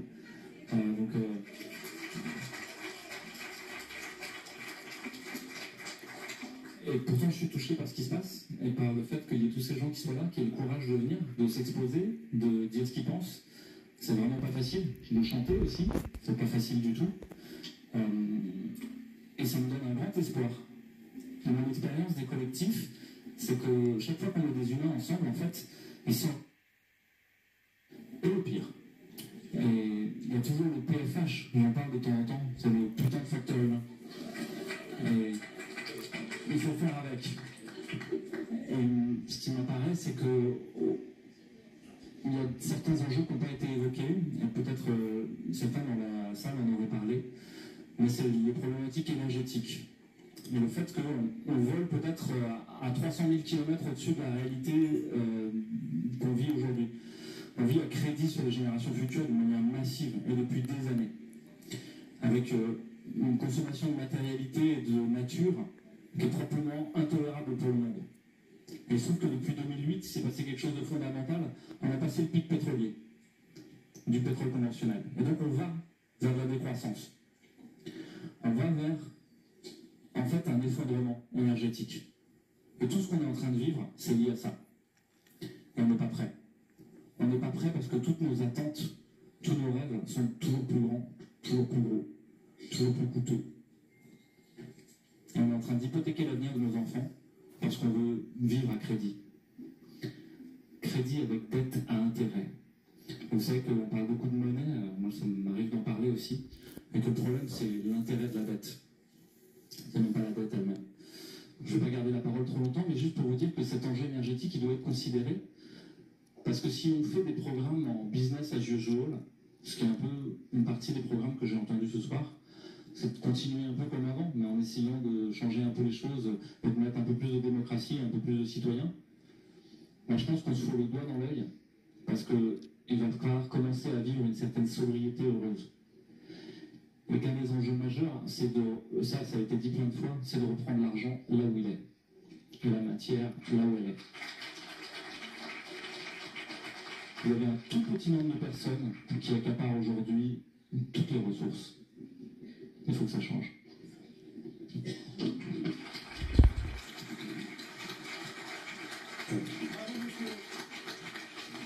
C'est très bien, très bien à chaque fois.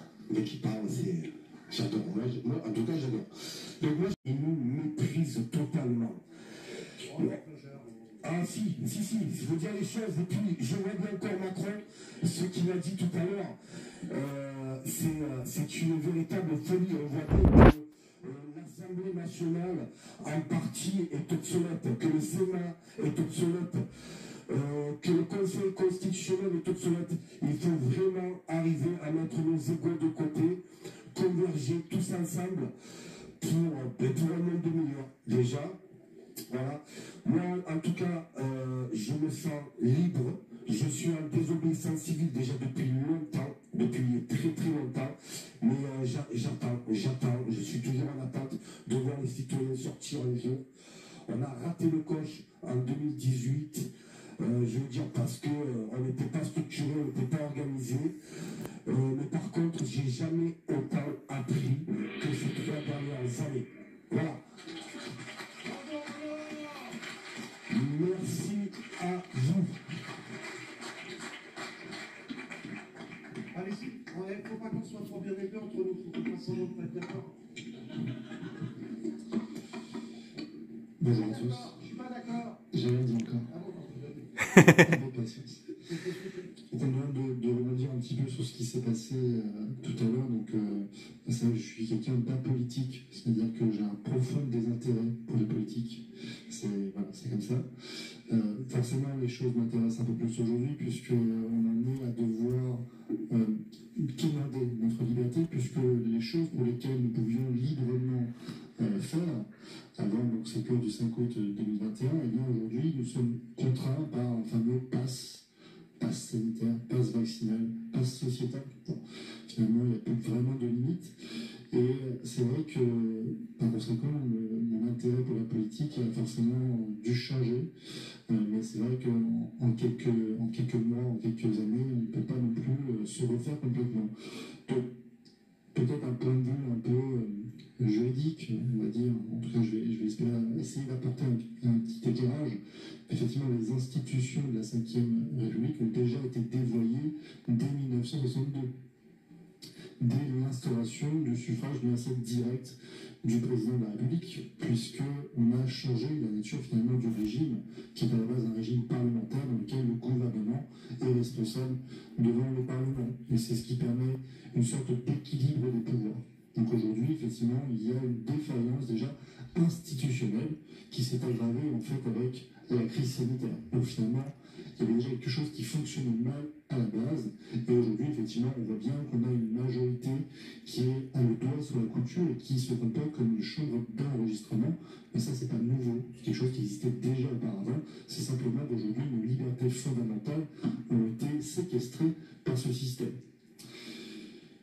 Tout à l'heure, pendant que nous étions dans cette conférence, un article avait paru dans le Figaro où le président de la République, Emmanuel Macron, nous dit qu'il va emmerder les non-vaccinés. Moi, je m'interroge sur l'état psychologique, l'état mental du président de la République.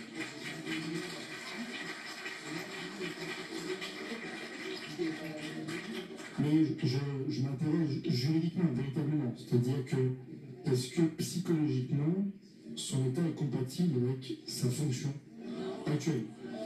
Et là, effectivement, plus le temps passe, et plus je m'inquiète de ce comportement, parce qu'on aurait pu raisonnablement attendre qu'à quelques mois des élections présidentielles, effectivement, la politique sanitaire se dessert, au moins ne serait-ce que par une logique électoraliste. Et là, effectivement, je vois un gouvernement qui s'enlise, un gouvernement qui continue, si bien que je me demande sincèrement si ces élections présidentielles vont se tenir. C'est une vraie inquiétude. Alors, je pense que je vais passer la main et merci de m'avoir écouté.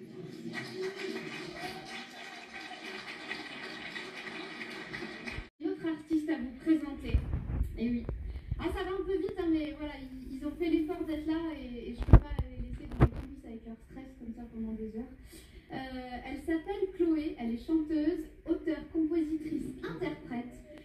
Et vous savez, c'est une femme multi-instruments, elle sait tout jouer. Dans ses compositions musicales, eh ben, c'est elle qui joue tous les instruments. Bon, après, elle a une équipe aussi avec elle, hein, bien sûr, qui enregistre. Sa chanson s'appelle Liberté, je crie ton nom. Oui, c'est une très très belle chanson. Elle l'a écrite il y a 2 mois. Vous pouvez la voir sur les réseaux sociaux, sur YouTube. Chloé, tu peux nous rejoindre. Je vous demande à l'applaudir bien fort.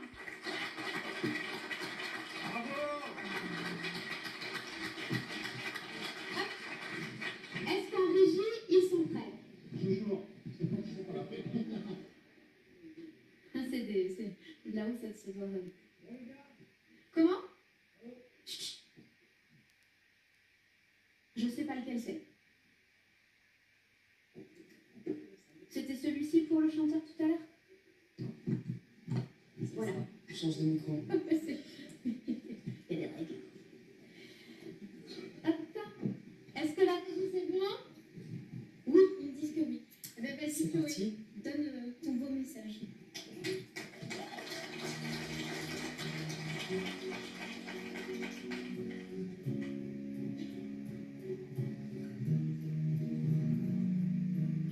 Mon frère, c'est notre pain, celui qui va mettre en poussière, que si la liberté faille, que deviennent nos droits, nos terres. Ma sœur, c'est notre patrie, celle qui va mettre aux enchères, pour faire taire les démentis.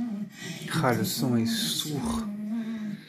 Mon frère, le temps d'éclair, de porter notre parole, frère, et c'est la paix et le désordre, il veut la guerre et l'horreur, sur sa ceinture miséricorde, qui peut approuver cette violence, où sont passés les droits de l'homme, sur dans leurs bombes et leurs démences.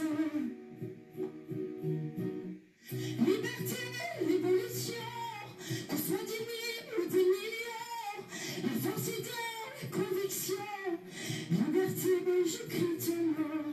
Liberté, révolution, pour nos enfants, nous marcherons. Non, jamais nous ne plierons. Et même la terre son nom, nous le crierons.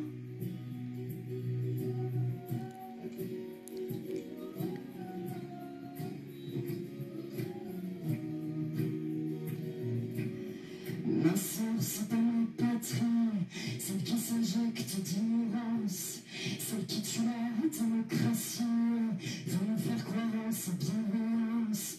Mon frère, c'est pas ma patrie, celui qui nous oblige par la contrainte, et où se masque la tyrannie, et où on moque nos actes, nos craintes.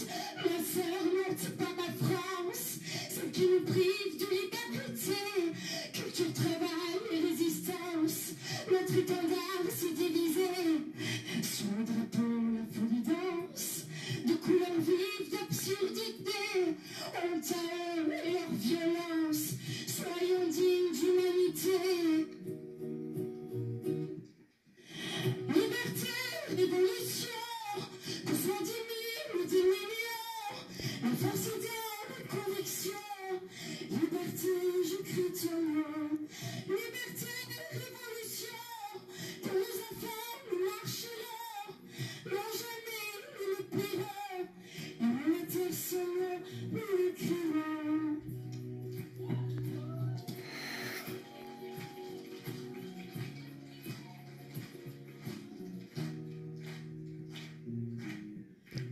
Anarchiste contre conformiste, démocratie contre tyrannie, libertaire contre tortionnaire, culture contre dictature, éthique contre politique, humanisme contre obscurantisme, connaissance contre obéissance, nous face à l'injustice, liberté, révolution, que soit des milliers ou des millions, la force est dans la conviction, liberté, j'écris ton nom, liberté, révolution, dans nos enfants, nous marcherons, l'ont jamais les pillons, l'humanité, le Seigneur, nous écrivons, on peut chanter ensemble.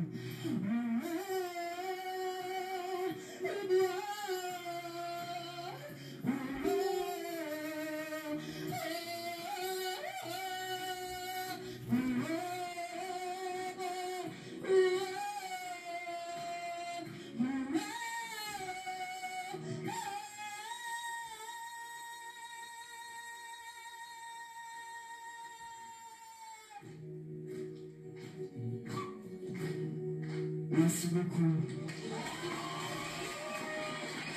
Putain, GG.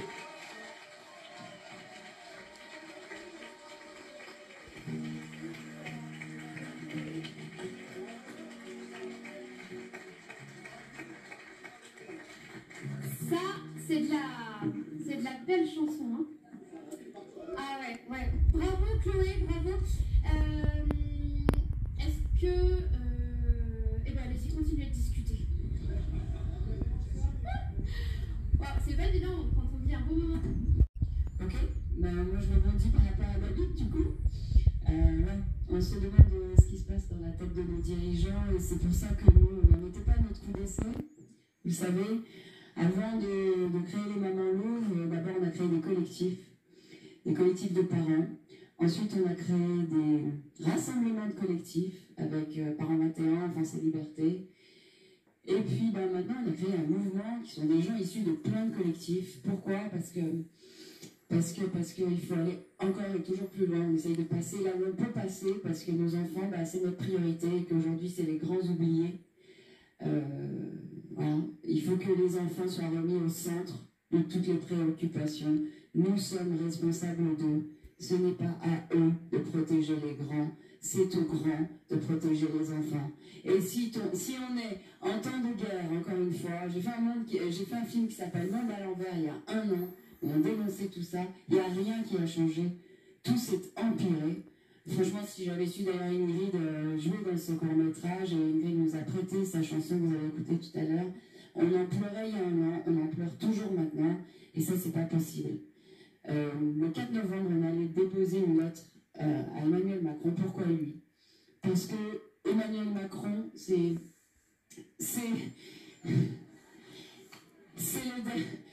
on a été voir tellement tout le monde. On a parlé aux directeurs d'école, aux maîtresses, aux directeurs, aux élus, aux DAZEN, aux recteurs, aux sénateurs, aux députés, aux maires. On a fait tout le monde. On a écrit des milliers de lettres. On a été reçus un peu partout. Il n'y a rien qui change. On nous dit toujours ça vient de là-haut. Ça vient de là-haut et ça vient du gouvernement. Donc on a été voir Emmanuel Macron. Et suite à ça, qu'est-ce qu'on a ? Il a eu cette lettre, et on sait qu'il l'a. Et tous les politiciens savent aujourd'hui qu'on demande un débat public pour nos enfants. Et la réponse qu'on a, c'est plus de répression, plus de mesures, et plus de souffrance pour nos enfants. Et ça, enfin, il y a un moment donné, je veux bien qu'on arrête, qu'on ne veuille pas parler de certains mots, qu'on ne parle pas de totalitarisme, etc. En fait, on s'en fiche de savoir quel est le mot. Ce qu'on veut, c'est que cette maltraitance aujourd'hui, eh ben, qu'on puisse en parler.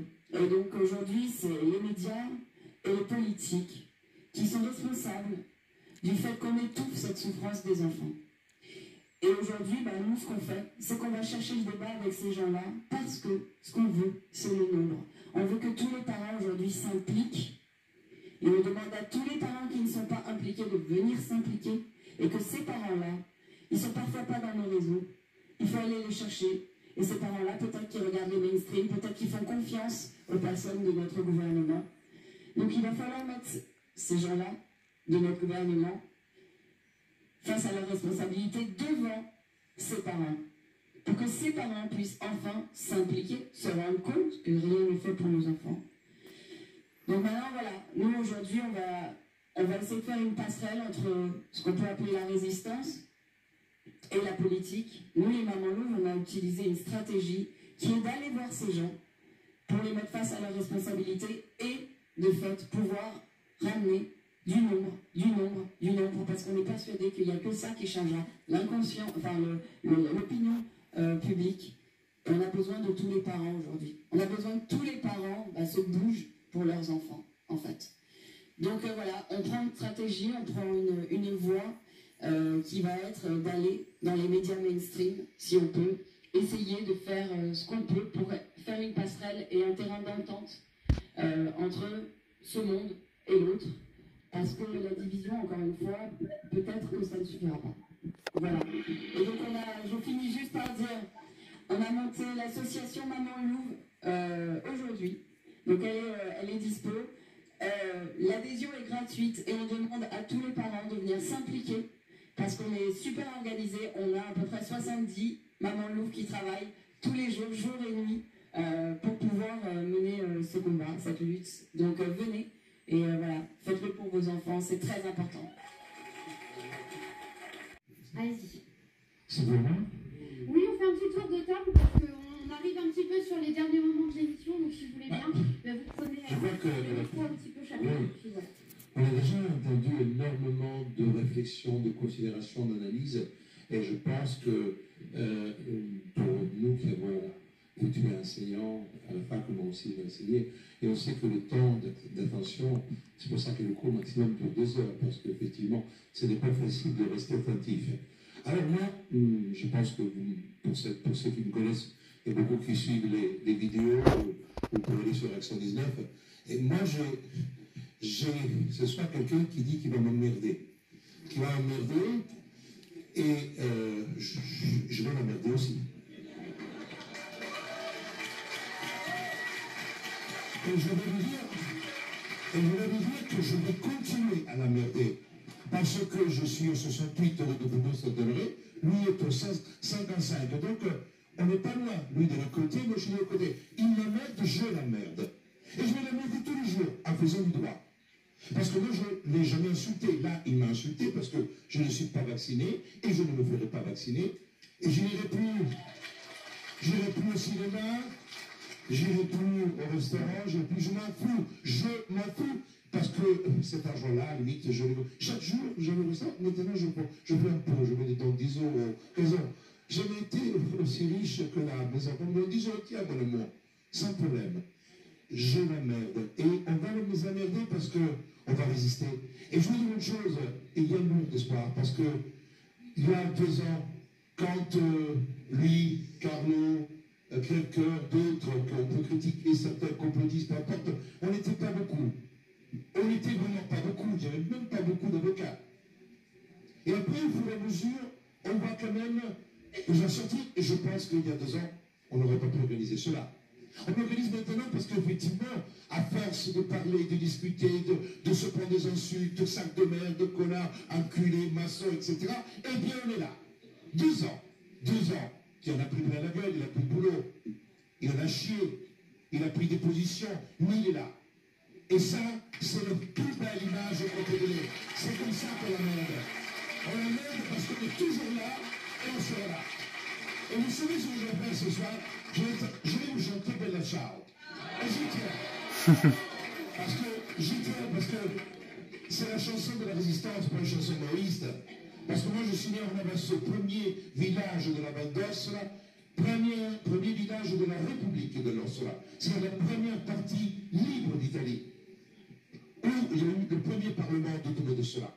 Et je peux vous dire, mon père transportait les munitions dans un sac à dos. Il était né en 1931. Il avait 12 ans, 13 ans, il montait, et son frère Carlo, comme moi, il était à faire la résistance parce qu'il tirait sur les Allemands la première République libre. Donc, Bella Ciao, c'est un chant de résistance. Et c'est ce chant-là que vous avez tous connu avec la Casa del Papel. Et moi, je l'ai appris quand j'étais enfant parce que mon père me l'a prise. Et ce soir, j'ai envie de vous la chanter parce que c'est comme ça qu'on va résister. Unis ensemble. Allez. Questa mattina mi sono svegliato, oh bella ciao, bella ciao, bella ciao, ciao. Questa mattina mi sono svegliato e ho trovato l'invaso, oh partigiano, portami via, oh bella ciao, bella ciao, bella ciao, ciao, ciao. Partigiano, portami via, perché mi sento di morire. E se io muoio, da partigiano, oh bella ciao, bella ciao, ciao, ciao. E se io muoio, da partigiano, tu mi devi seppellire, e seppellire lassù in montagna, oh bella ciao, bella ciao, bella ciao, ciao, ciao. E seppellire lassù in montagna, sotto l'ombra di un bel fiore, e questo è il fiore del partigiano, oh bella ciao, bella ciao, bella ciao, ciao, ciao. E questo è il fiore del partigiano, morto per la libertà. E questo è il fiore del partigiano, morto per la libertà. Liberté, liberté, liberté, liberté, liberté. C'est Macron, putain merde.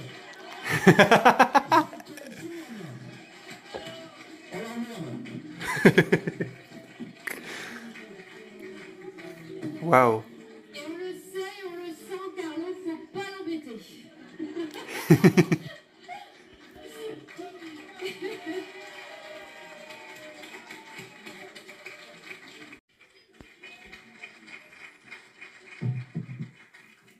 Bonsoir à tous. Je remercie madame qui vient de parler. Elle a exactement dit ce que j'ai fait il y a 3 ans. C'était en mai 2018 avec monsieur Fioril. J'ai fait une vidéo et dans cette vidéo, j'ai raconté ce qui m'était arrivé dans la police nationale. En effet, je suis rentré dans la police nationale en 1975 et j'étais CRS. Ma vocation était d'être motard de la police nationale et donc je suis devenu motard de la police nationale en 1978. Ensuite, j'ai fait de la compétition. J'ai eu des résultats en compétition et on m'a demandé d'aller à la CRSE numéro 1 à Paris pour la représenter en compétition. Je l'ai dignement représentée pendant plus de 30 ans. Et au bout de 39 ans de service, on m'a démis de mes fonctions du jour au lendemain. La veille, le 4 mars, je travaillais en protection des personnalités. Alors, j'ai travaillé pendant 30 ans à la protection des hautes personnalités. Ça a été le président Mitterrand, tous les présidents jusqu'à M. Hollande et les ministres. Et donc la CRS1, elle s'occupe de la protection des personnalités. Eh bien, j'ai été démis de mes fonctions du jour au lendemain. Pourquoi? Alors, pourquoi?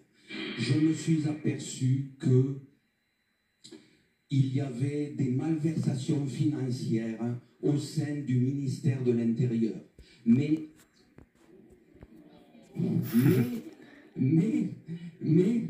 c'est pas moi qui m'en suis aperçu le premier. Le premier qui s'est aperçu de ces malversations financières, c'est le directeur des CRS.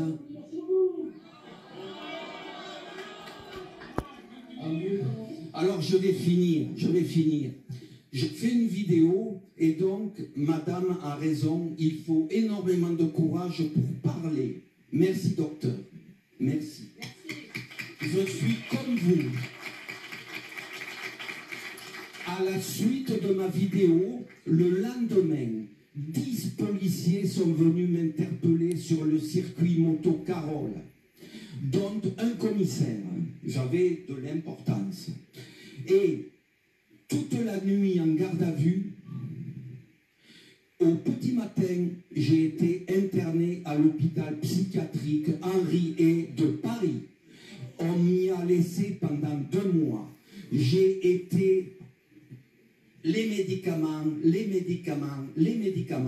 Quand je suis ressorti, j'étais une épave. Et la première chose qui m'a redonné confiance, qui m'a redonné espoir, ce sont les manifestations des Gilets jaunes.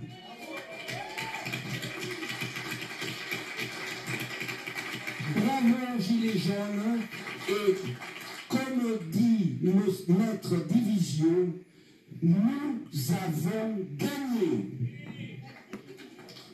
Je suis sûr que nous avons gagné. Maître, bravo pour tout ce que vous faites. Bravo à tous. Bravo à tous.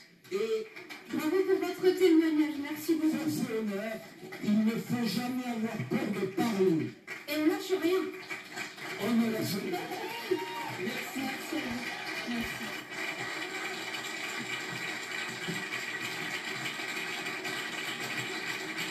Je vous fais découvrir un autre artiste qui s'appelle Julien Goodlife. Oui, je l'ai rencontré à Avignon lors il y a un week-end un peu de manifestation et de... Enfin, on était bien, on était tous ensemble, on avait fait un peu de camping à l'air libre. Et Julien, il écrit du rap conscient. Alors pour ceux qui n'aiment pas le rap, eh ben c'est cool parce que c'est pas vraiment du rap. Voilà, en fait il va vous faire renouer un petit peu avec le rap. Moi il m'a beaucoup interpellée avec ses textes le jour où je l'ai découvert. Julien, est-ce que tu veux bien venir me rejoindre?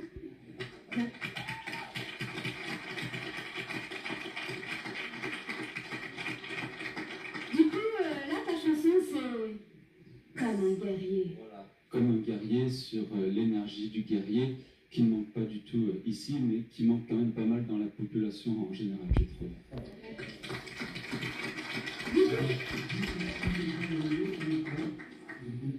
L'autre micro finalement? D'accord, une vraie soupe de micro. Et ben, je vous laisse vous immerger dans son univers musical. Musique, maestro.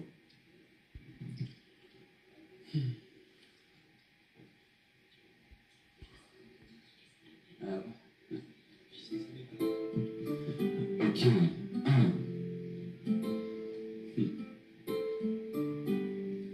Yeah, 1, 2, yeah.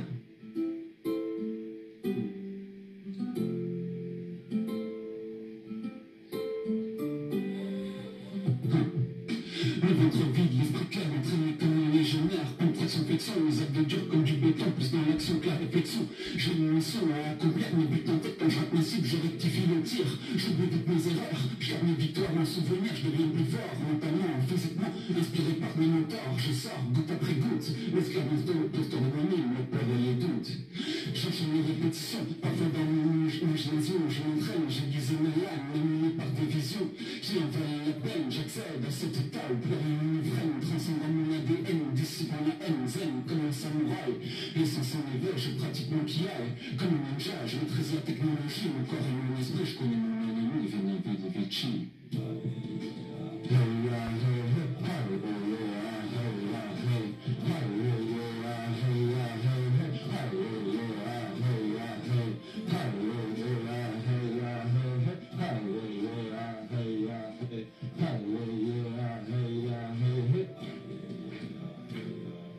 Comme un guerrier, je me bats pour la liberté, avec la bravoure de William Wallace, de Léonidas, souverain, je suis le maître de mon destin, le capitaine de mon âme, esclave de personne, au nom de mes faiblesses. Je crie de toutes mes forces pour proclamer ma liberté, exorciser ma colère, guérir mes blessures de guerre. Je suis pas là pour plaire à la majorité, je vais leur exposer la vérité de la popularité.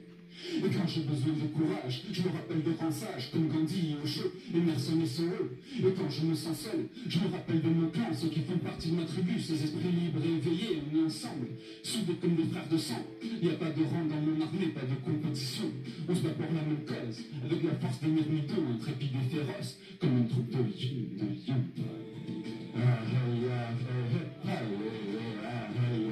Allez, on est tous des engines.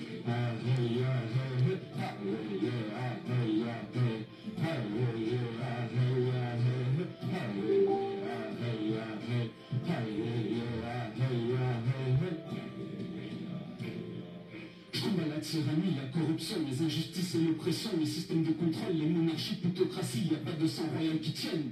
Je suis là pour briser les chaînes de l'esclavage moderne, détruire les prisons, les illusions, éliminer le superficiel, toutes ces lois artificielles, guerriers spirituels, le sang de personne, la voix qui résonne, une testostérone, dégage de Donald Trump. J'ai pas besoin de diriger, mais pour vivre libre comme un aigle, j'écris mes propres règles, incoercible, incorruptible, comme les Spartiates, j'utilise ma colère, connecté à la terre, à mon instinct primaire, sous la tutelle de l'univers, comme un guerrier plein de vertus, je veille sur ma tribu, la puissance légendaire d'Achille, je sais ce que j'ai à faire, comme un guerrier je suis fort pour me défendre les faibles.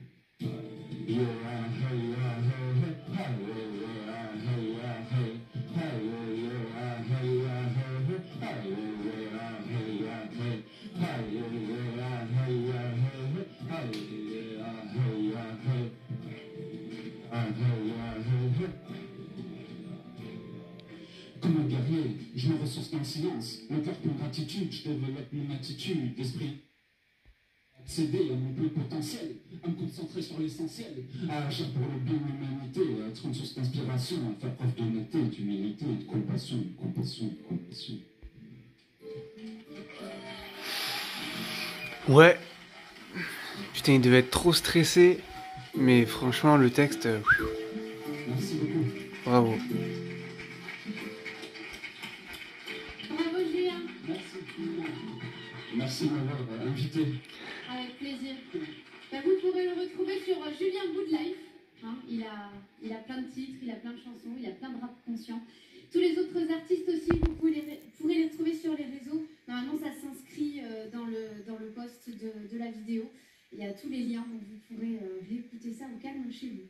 Éric Barou, c'est notre chanteur-guitariste de la tournée fantastique. Hein? Alors Éric Barou, il a fait, avec Réinfo Covid, ils ont organisé une grande tournée fantastique à travers toute la France.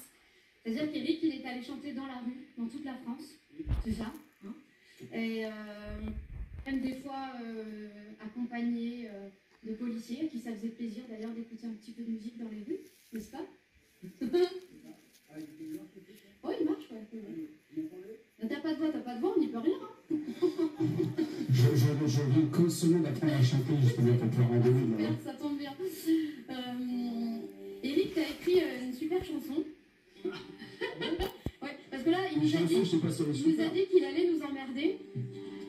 Et je crois qu'Éric, il est visionnaire, Éric, il avait déjà écrit la réponse. J'ai pas de guitare, j'ai la guitare. Est-ce qu'il y a la guitare? Tu l'as branchée, la DI, elle est quoi? La DI, c'est bon? DI. Hein? Normalement, oui. Est-ce que la DI est branchée au niveau du multipaire? Je parle un peu chinois. Ouais, du coup, je peux parler. Ah, je sais ce qu'on va faire, hein. Tu sais, à l'ancienne.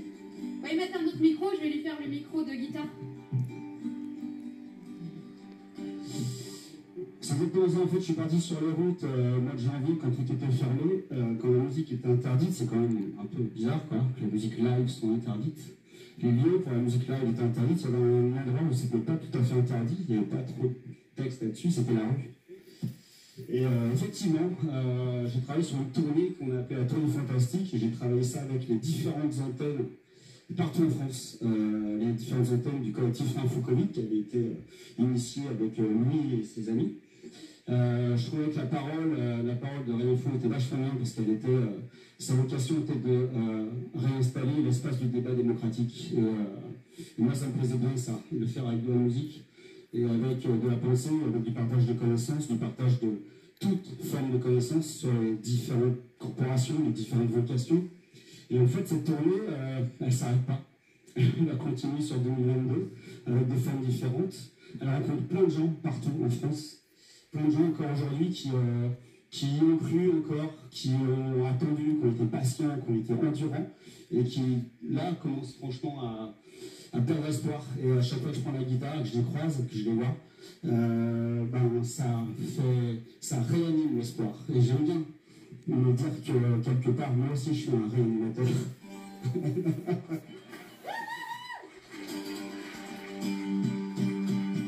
Alors cette chanson que j'ai écrite, effectivement, je l'ai écrite là il y a quelques mois, elle s'appelle « Comme si c'était comme ça ». Tu crois que c'est comme ça, tu fais comme si c'était comme ça. Alors elle s'adresse à des gens comme lui, parce qu'il y en a toujours eu, il y en aura toujours, il faudra toujours que des gens comme nous luttions pour les mettre hors d'état de nuire, chacun à mon niveau. En ce moment, je pense beaucoup à sa sale gueule. Je ne vais pas le citer, je pense que... Allez, vas-y, chante. Le refrain dit, mais comme la vie est belle quand tu t'en mêles pas. Waouh, comme la vie est douce quand t'es pas là. Parfois on dit ça sur certains membres de nos familles aussi. Et comme la vie est grande, bien plus grande que toi. Parce que c'est pas une chanson de colère, c'est une chanson qui met vraiment le vivant au devant. Et moi, je suis venu chanter ici aujourd'hui pour ça, parce que je crois en ça, je crois en le vivant, je crois en certains individus qui sont les gardiens du vivant, et je chante en ce mot-là. Et ça fait, si vous voulez bien, taper dans les mains, tout ça, à le faire, ça fait...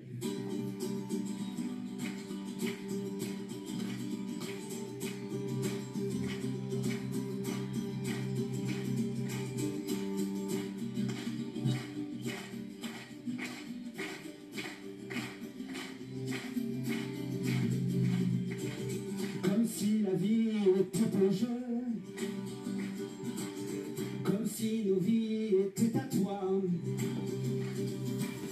comme si nos vies valaient si peu. Tu fais comme si c'était comme ça, comme si c'était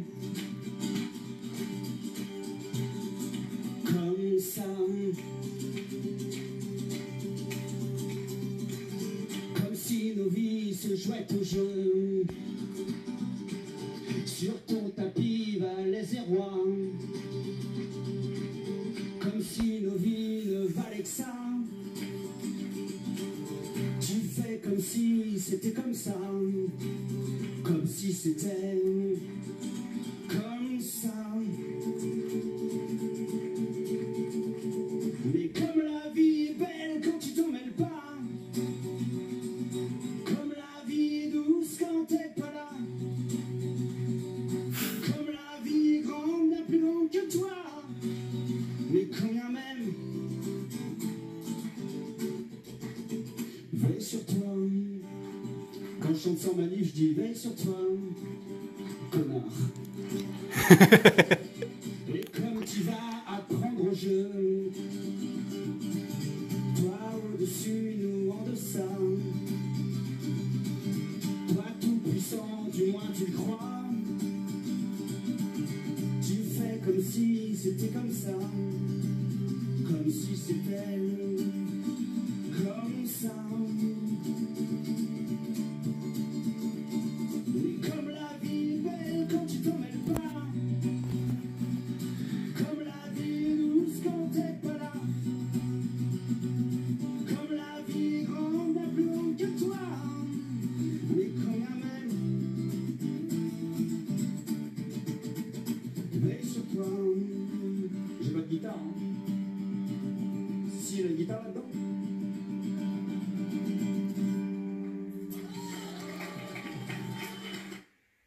Elle est beaucoup plus longue, elle dure 15 minutes 50. Donc je vais l'abréger, mais je veux bien que vous vous leviez et que vous chantez avec moi.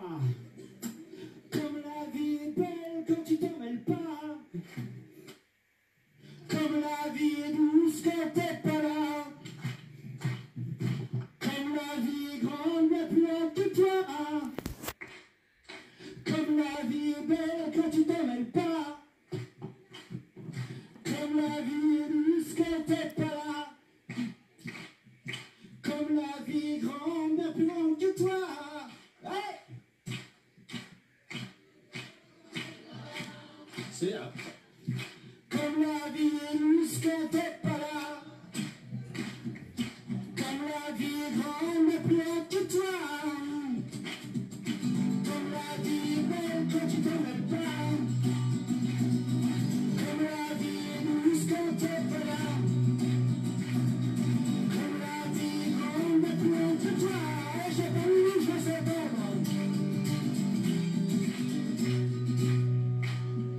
Comme la vie est douce quand t'es pas là. Comme la vie est grande, bien plus grande que toi. Hey!